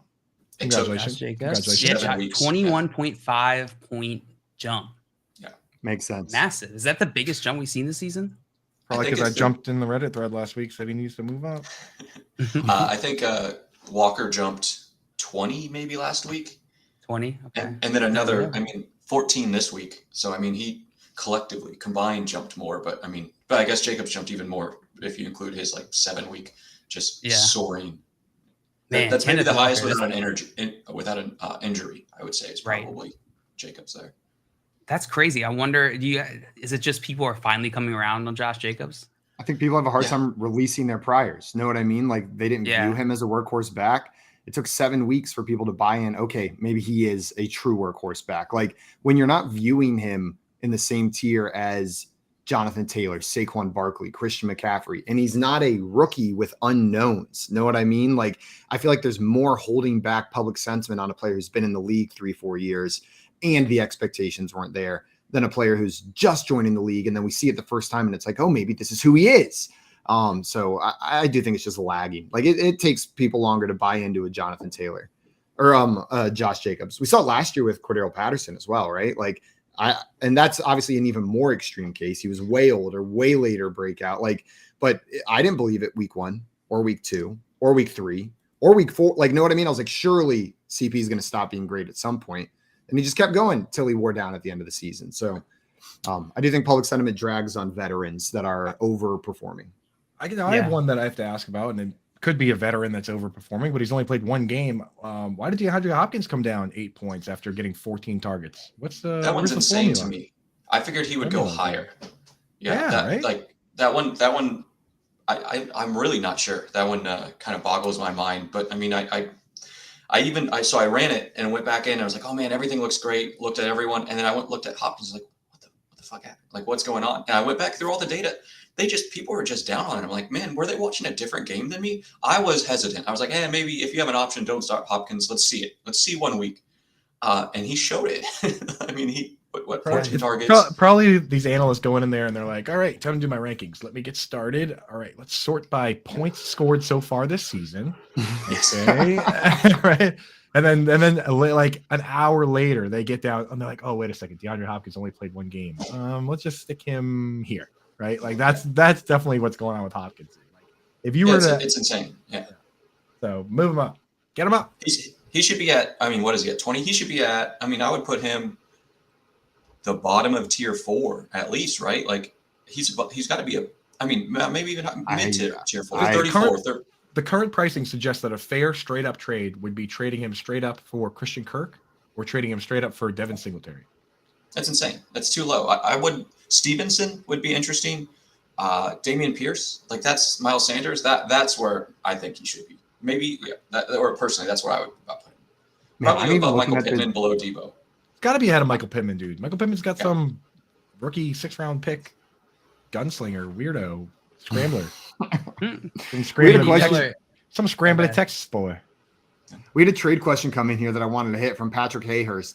He wanted to know, should I trade Najee Harris for Jacoby Myers and Gus Edwards? So Najee Harris, you get Myers and Edwards back. I'm curious what the trade chart has to say about this because Najee Harris has to have taken a massive hit since we bumped up 7.5 points. We went up a little bit. Beginning of the season. Yeah. From the beginning of the season, he's down 30 points, 32, 33 points. Like he's half his value. He should be. I would put him in tier 5. Why is he any better than the tier 6 guys? To be honest, he's not doing it. I would easily send that for Gus Edwards. He's a solid RB2. He needs to be at least a hog. He needs to be at least a hog and a half lower than he is. Yeah. So you would make the trade chart says the value's not there. It's 14 for Jacoby Myers, 12 for Gus Edwards. We're looking at 26 compared to Najee Harris up there at 32.5. But Alex, it sounds like you would still make this trade. I maybe am overreacting to how hard Harris has been doing or how bad, but Gus Edwards just being introduced back into that offense. I know it was 2 touchdowns, but he was the starter. He was getting work. He's going to probably keep getting work. I'm pretty bullish on Gus Edwards, I guess, going forward. Do you guys not agree? Are you guys more on the Kenyon Drake side? I know you're a big Drake fan, JL. It's not necessarily that I'm on the Kenyon Drake side. It's that even with Najee Harris underperforming, I don't know if it's me reacting to expectations. He's just so disappointing because I expected a top 5 running back or something along those lines. And now we're getting RB2 numbers. I feel like Gus Edwards, if things go right, we're going to get something similar to what Najee Harris is doing anyways as a disappointment. Is kind of how I feel about it. I don't think he's going to just be a 2-touchdown monster every week. Lamar Jackson's going to get some of those. J.K. Dobbins may come back. They probably want to get Kenyon Drake involved. Now, what you said, Alex, we saw him come out there and just eat 1 game. There's a world where J.K. Dobbins doesn't come back this season. He got put on IR, he's going to be out for a little bit. Anyways, maybe Gus is the dude rest of year, and then that trade makes a lot more sense. But for right now, I think I hold Najee. What about you, Coop? Are you holding Najee or are you going Jacoby and Gus? I don't know, man. Jacoby is the easiest player in the world to underrate. Even as a Patriots fan, I'm just looking at him. I'm like, But if you look at PPR points per game, the guy's 18. He had the opposite of a Jacoby Myers game this week. Usually he gets a lot of targets, doesn't score the touchdown. This week, not a lot of targets, scores a touchdown. I don't know, man. I think I would just keep Najee and just pray for better days. I think that's the right choice. Is probably to keep Najee. But the angry, I'm tired of Najee, is send him for Gus. I think you should probably hold out for more. I think I would maybe aim for a little bit higher wide receiver. I mean, especially they said Mac's the starter, right? This upcoming week. Is that what I saw last? Yeah, Mac is a starter, man. That's but if you ask Bill Belichick, he'll just bite your face right off. He answered every single question the same way. We'll have to see today, right? He said it 7 times in a row, but I think it's gonna be Mac Jones.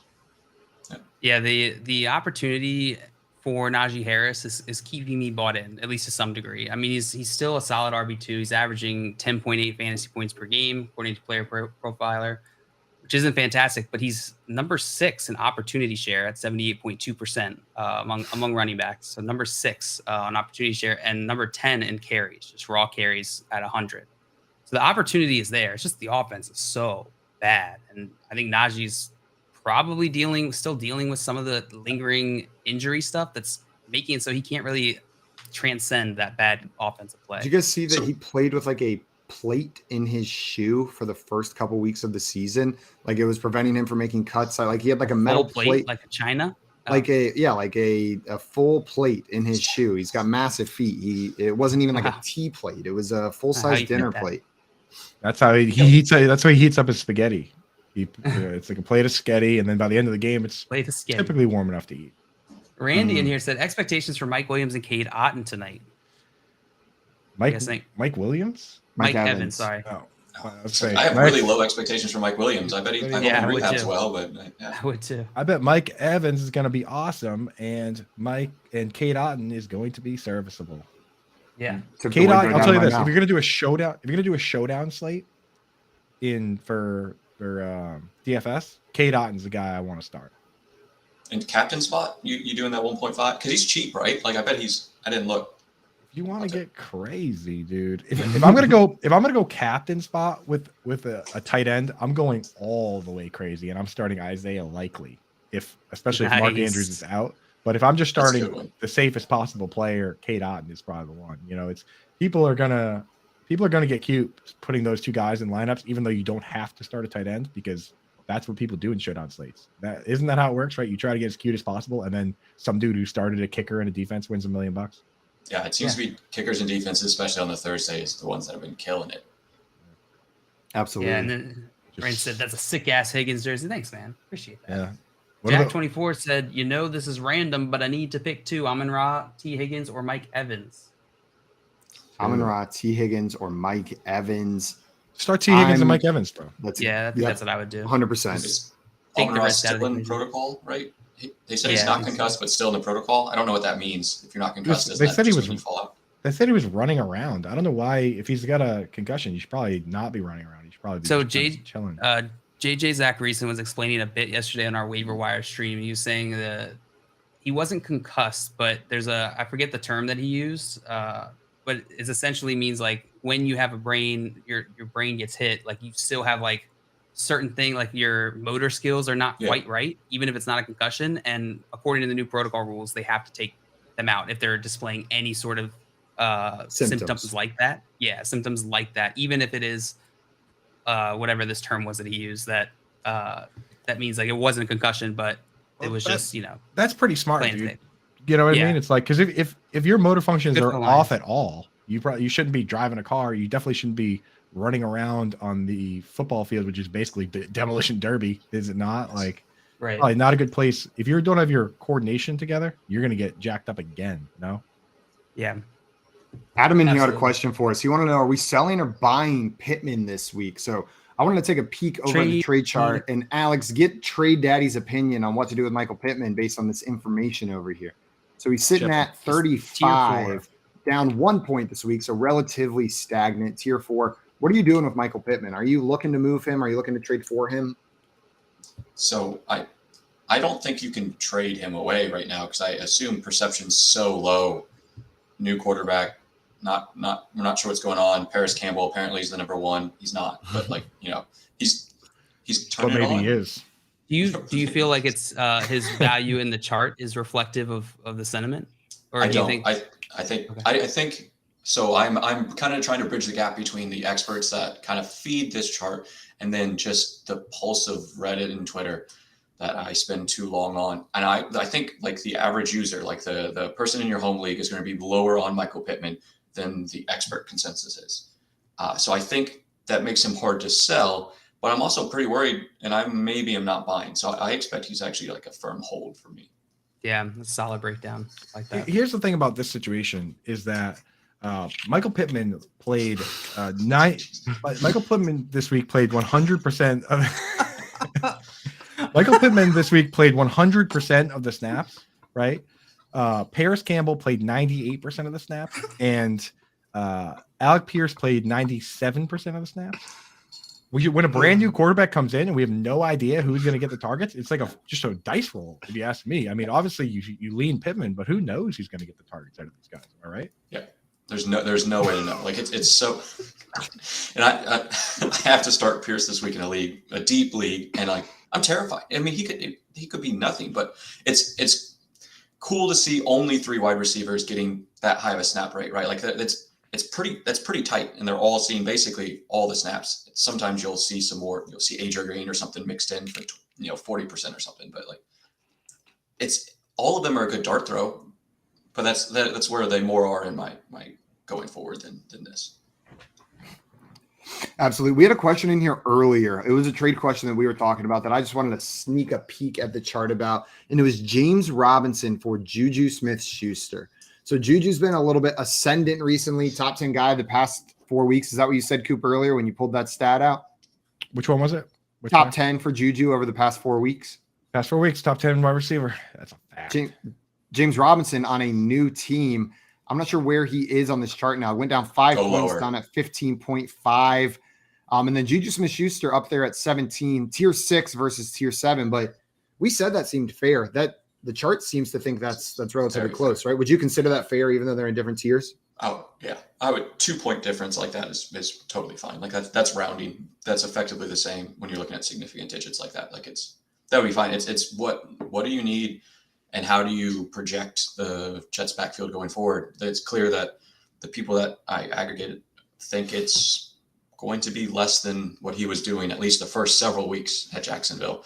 But really no one knows. I'm not even sure the Jets coaches know yet until we see him on the field. So he's at that price. I'm probably buying. I think that's just for the potential upside, right? What if he gets the lead back? He's not Breece Hall, but he could be solid. He could be reasonable, flex RB2, I think, but could also be nothing. Would you rather have James Robinson or Brian Robinson rest of the season? Because they're right next to each other on that chart. They probably are exactly the same, dude. 15.5 to 15. Which one you want in the rest of the season? I want James Robinson. I want James. It's only two running backs there versus 3. And it's just the team. Honestly, I have more confidence in the Jets to move the ball than I do in Washington now. If Elijah Vera Tucker wasn't out for the season, it would be an easy James Robinson call. Stop reminding me of that, Goop. Yeah. So annoying. Stop it. Just let me live in my ignorance. What a beautiful name, though, isn't it? Elijah Vera Tucker. I know. Every time someone says it, I think that. AVT, dude. Yeah. AVT is almost disrespectful with such a beautiful name. Like to shorten that, you got to say the whole thing. Rude. Yeah. I look at it and it's like James Robinson, the floor is probably, the ceiling would be like Nick Chubb if he just runs really well, because he's Nick Chubb and Michael Carter is Kareem Hunt, but he's probably not going to be that good. So that's like the far ceiling. The low point, I think, is maybe like a Jamal Williams, where he comes in for the short. He's got 20 pounds on Michael Carter. So, I like to use the example, like if there's a pass interference in the end zone, are you sending down Michael Carter or are you sending down James Robinson? I'm sending down James Robinson, right? No? Yeah, 100%. I'm sending down James Robinson. So like that, I think he's going to be somewhere between Jamal Williams and Chubb at the very highest. And that's a player that's worth rostering in all formats. Jamal Williams should be rostered in all formats. So that's how I look at it with James Robinson. Yeah, I'm with you. Excuse me, Alex, I did have a question because whenever we were talking about James Robinson versus Juju, it brought something up. There was like that 2-point gap, and you said, yeah, that's negligible. What is your tolerance on this chart? Like whenever you're looking at it, like what separation in values when you're looking at a trade is like an alarm in your head, like maybe I'm missing something maybe something's off? Like maybe I'm not thinking about this properly. Like, is there a certain number gap that like you start thinking, okay, maybe this is unbalanced. This isn't a fair trade. So in a 1-for-1 trade, probably 5 points. Anything more than that, I'll be like, what's going on? Are we sure? We're looking at that? But like, yeah, how you evaluate? So this is a guideline, right? So like I, for the longest time, was higher on Josh Jacobs. So like if he was 43 points or something last week, if you would have sent a 43-point value wide receiver for him, I would have rejected it in a second because I evaluated him a lot higher. But if you're within 5 points, I would say you're probably close. And then it comes down to personal evaluation from there of what you want to do. 2-for-1s, it depends a lot more on, the 2 side has to overpay for the 1. And that's almost a function of how high up on the chart you are. If you're down at, let's say, tier 6, 20% overpay is probably about what I'm looking at. But if you're up at tier 1 or 2, you're looking more like a 50%. Yeah, like if you're trying to get a 70-point player, you're probably gonna have to send 105, 100 worth of players to get that done. That makes sense. Guys, if this was helpful for you, or if you have trade issues, or if you just like handsome men who go by Trade Daddy, make sure you're following our friend Alex on Twitter. He's on Twitter at PeakedInHS_FF. And then if you want more of his trade goodies, check him out on Patreon at PeakedInHighSkool with a K. The link is in his Twitter bio as well. Alex, thanks so much for joining us, my man. Always a pleasure. Love you, Alex. Talk to you later. Guys, we are going to be right back with our friend Sal Cappacio. He's a Bills beat and sideline reporter and host of the Extra Point Show over on WGR 550. Get ready to talk some Bills, baby. This is the Front Yard Fantasy Morning Show here on Better Sports Network. Nando and Friends, presented by Mayo Media on Better Sports Network. It's not like Russell Wilson's throwing for 300 yards and they're just losing, because of whatever, 31-24 or something like that. That's another thing. Go out there, sit up in that cold stadium, and come to root on that trash. I feel bad for the Denver Bronco fans. Imagine you taking your family and you say, let's pack up the van. We going to go see the Denver Broncos in the Walmart, guy. Right. And you get out there in that altitude, right? So now the kids already complaining, Daddy, my head hurt. Daddy, I don't feel good. Daddy, I don't want to be here. The Walmart man is up there. How come he's the cut through? My head is hurting. It's cold, Daddy. Can I get a glizzy? And the glizzy costs, great value glizzy costs $17 because you got to pay $20 to $45 million for the quarterback who stinks. That's a bad fan experience right now. Let me give you my Honey Nut Cheerios story real quick. Yes, tell me. I'm at the grocery store and I got to buy Cinnamon Toast Crunch that they eat here.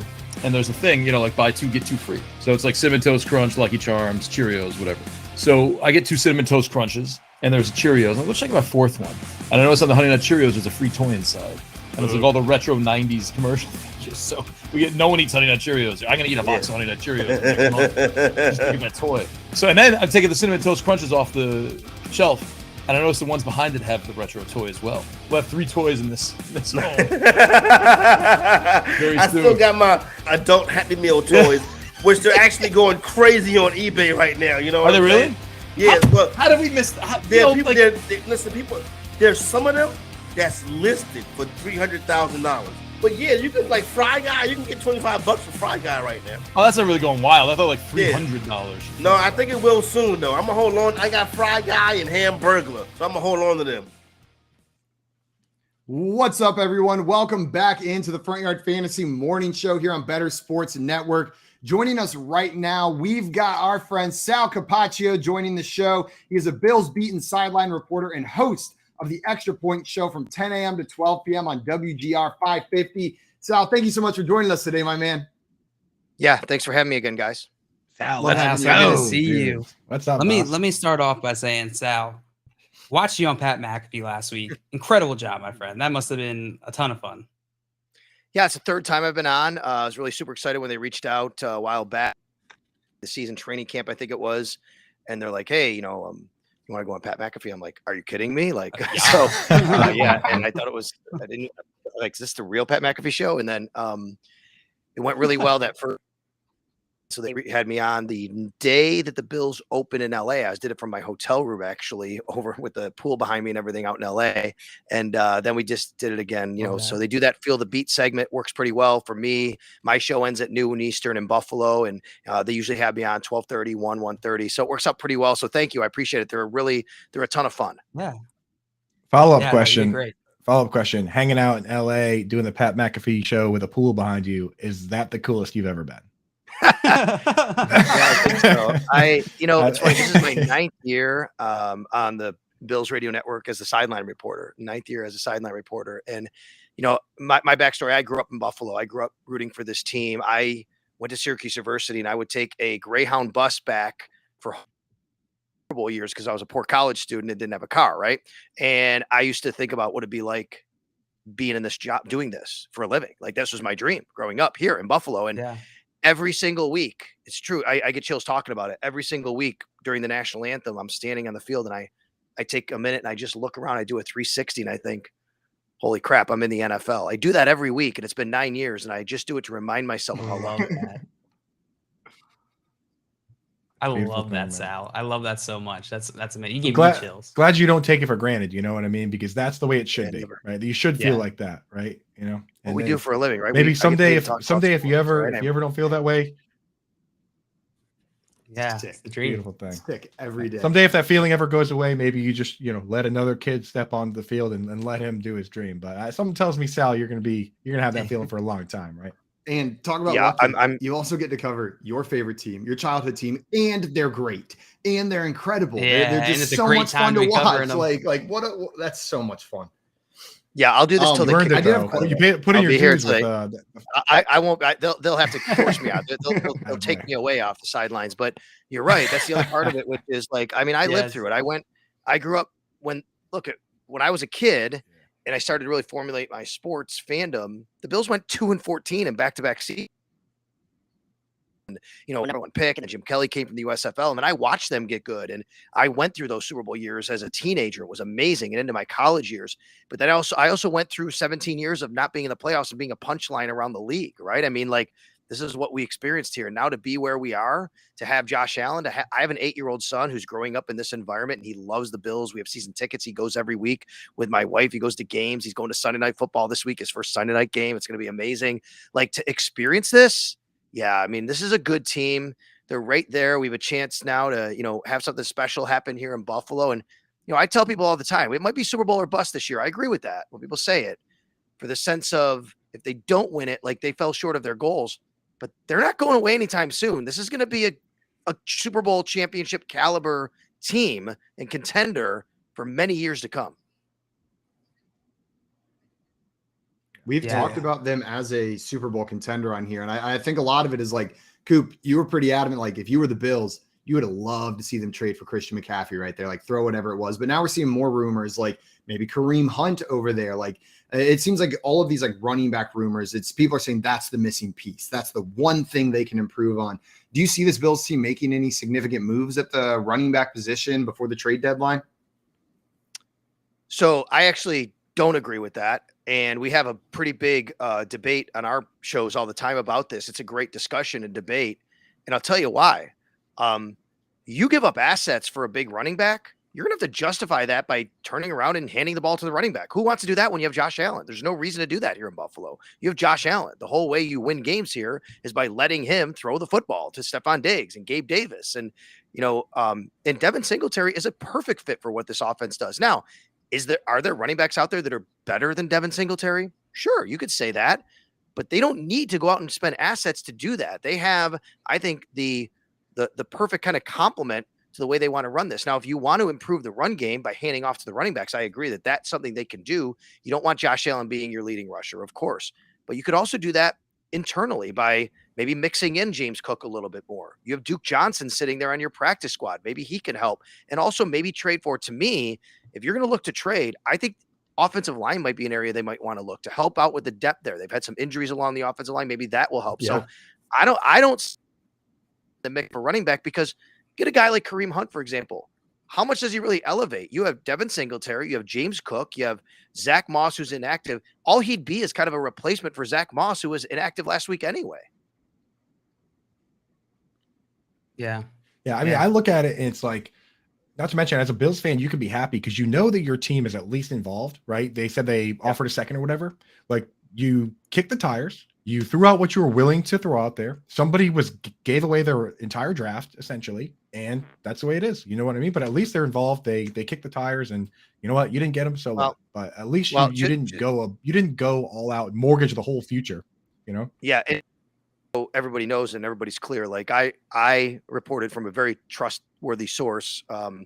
The Bills did make a call on Christian McCaffrey. They did not make an offer. There was a report out there they made an offer. They did not. They made a call, but that's Brandon Beane's job, right? He's the GM. If there's a guy out there, he's always going to say, "Hey, what's your price?" If they say, "We'll give you Christian McCaffrey for a 6th rounder," I mean, then you do it, right? But that's not the case. But they did not make an offer. I know there was a report out there, but I will tell you personally that I reported, and I know that this to be accurate, that they did not make an offer on Christian McCaffrey.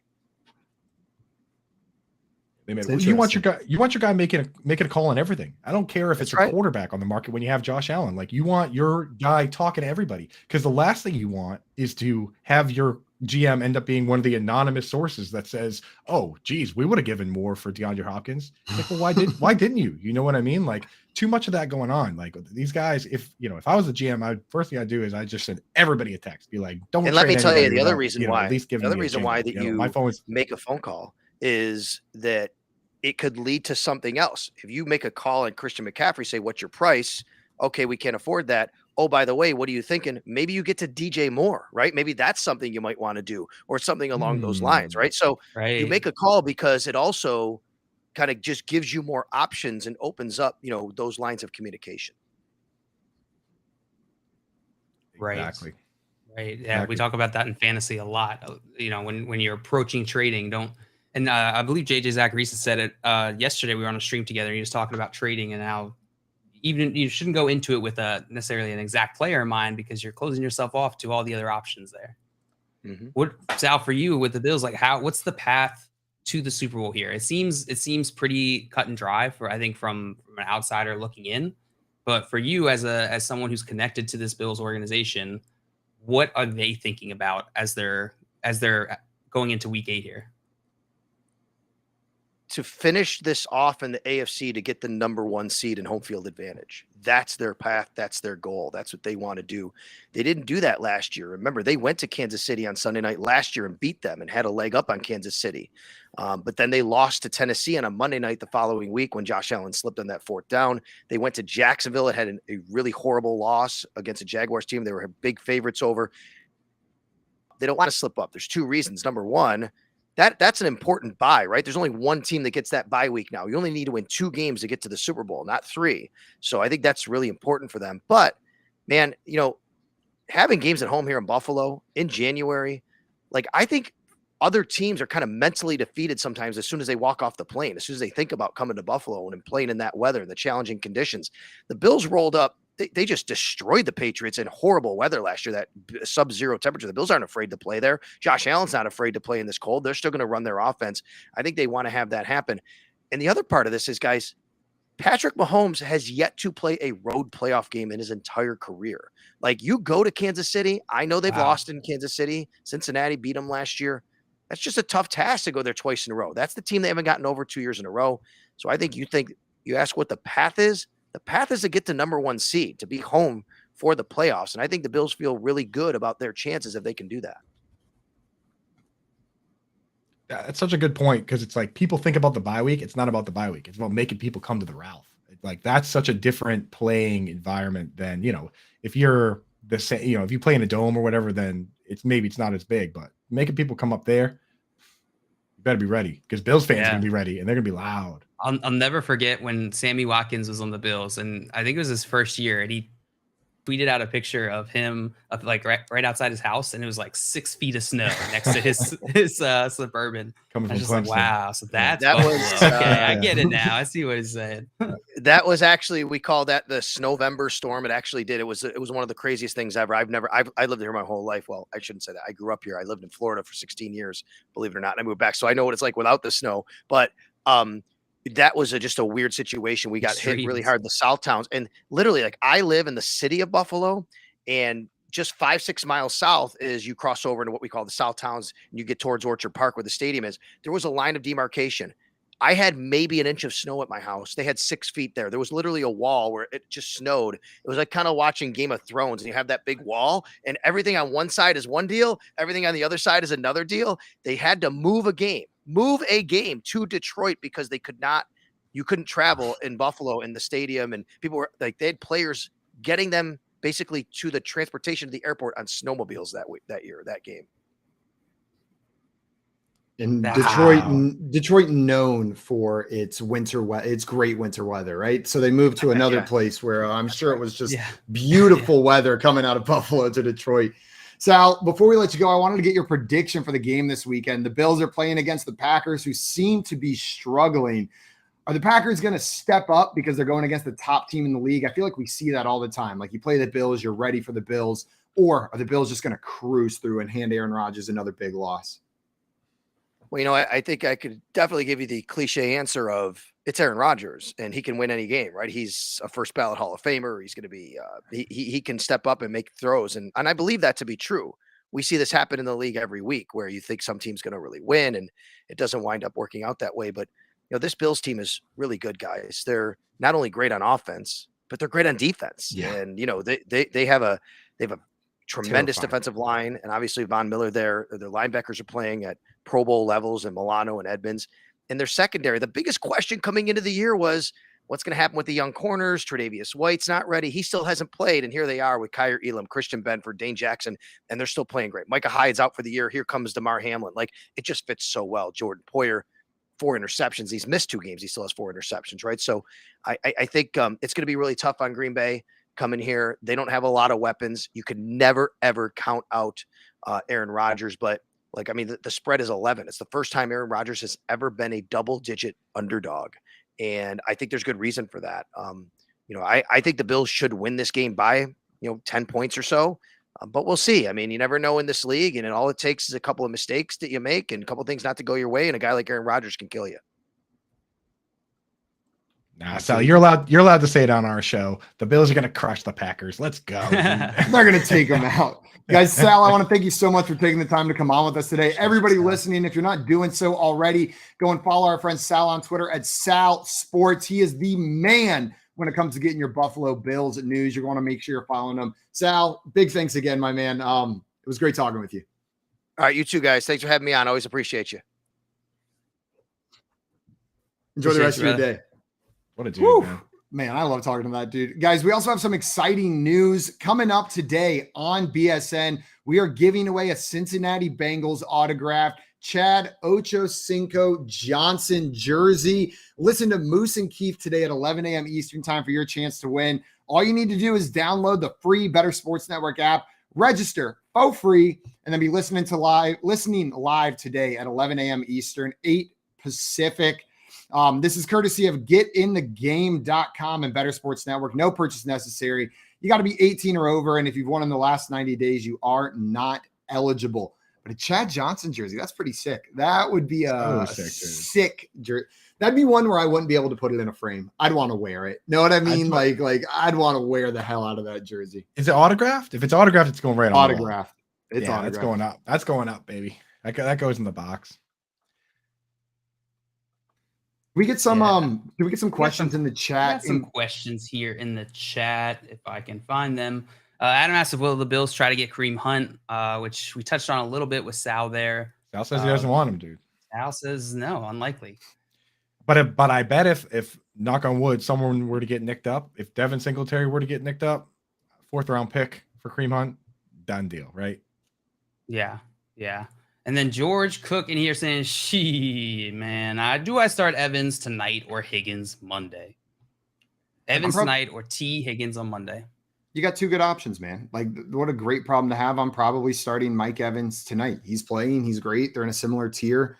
I know this Baltimore secondary stepped up a little bit recently, but Evans is probably going to get double-digit targets again tonight, and I'll throw him in. Get the points on Thursday. Less that can go wrong before Monday, and they're similarly tiered players.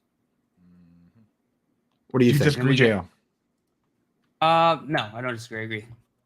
I agree with you guys. Let's see. George also said, I'm a Packers fan, and I can confidently tell you we are going to get our cheeks clapped by the Bills. Excellent, dude. Excellent. Hey, Excellent, JL, do you know if Marcus Peters is playing tonight?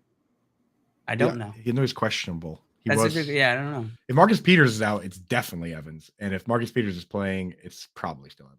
If he's questionable, it means he's not going to be 100%. I think it was what was the injury for him? I know he's got a quad injury. So yeah, get Evans in there. Yeah. It says he was a non-participant in Monday's practice, but he's practiced in full the past 2 days. So it's looking like he'll probably play. Marcus Peters will be good to go, but I'm still starting Mike Evans right there. Still going to be Evans for me. George in here is cracking me up, just ready to go. He's like, Adam said, as a Bills fan, I salute your bravery.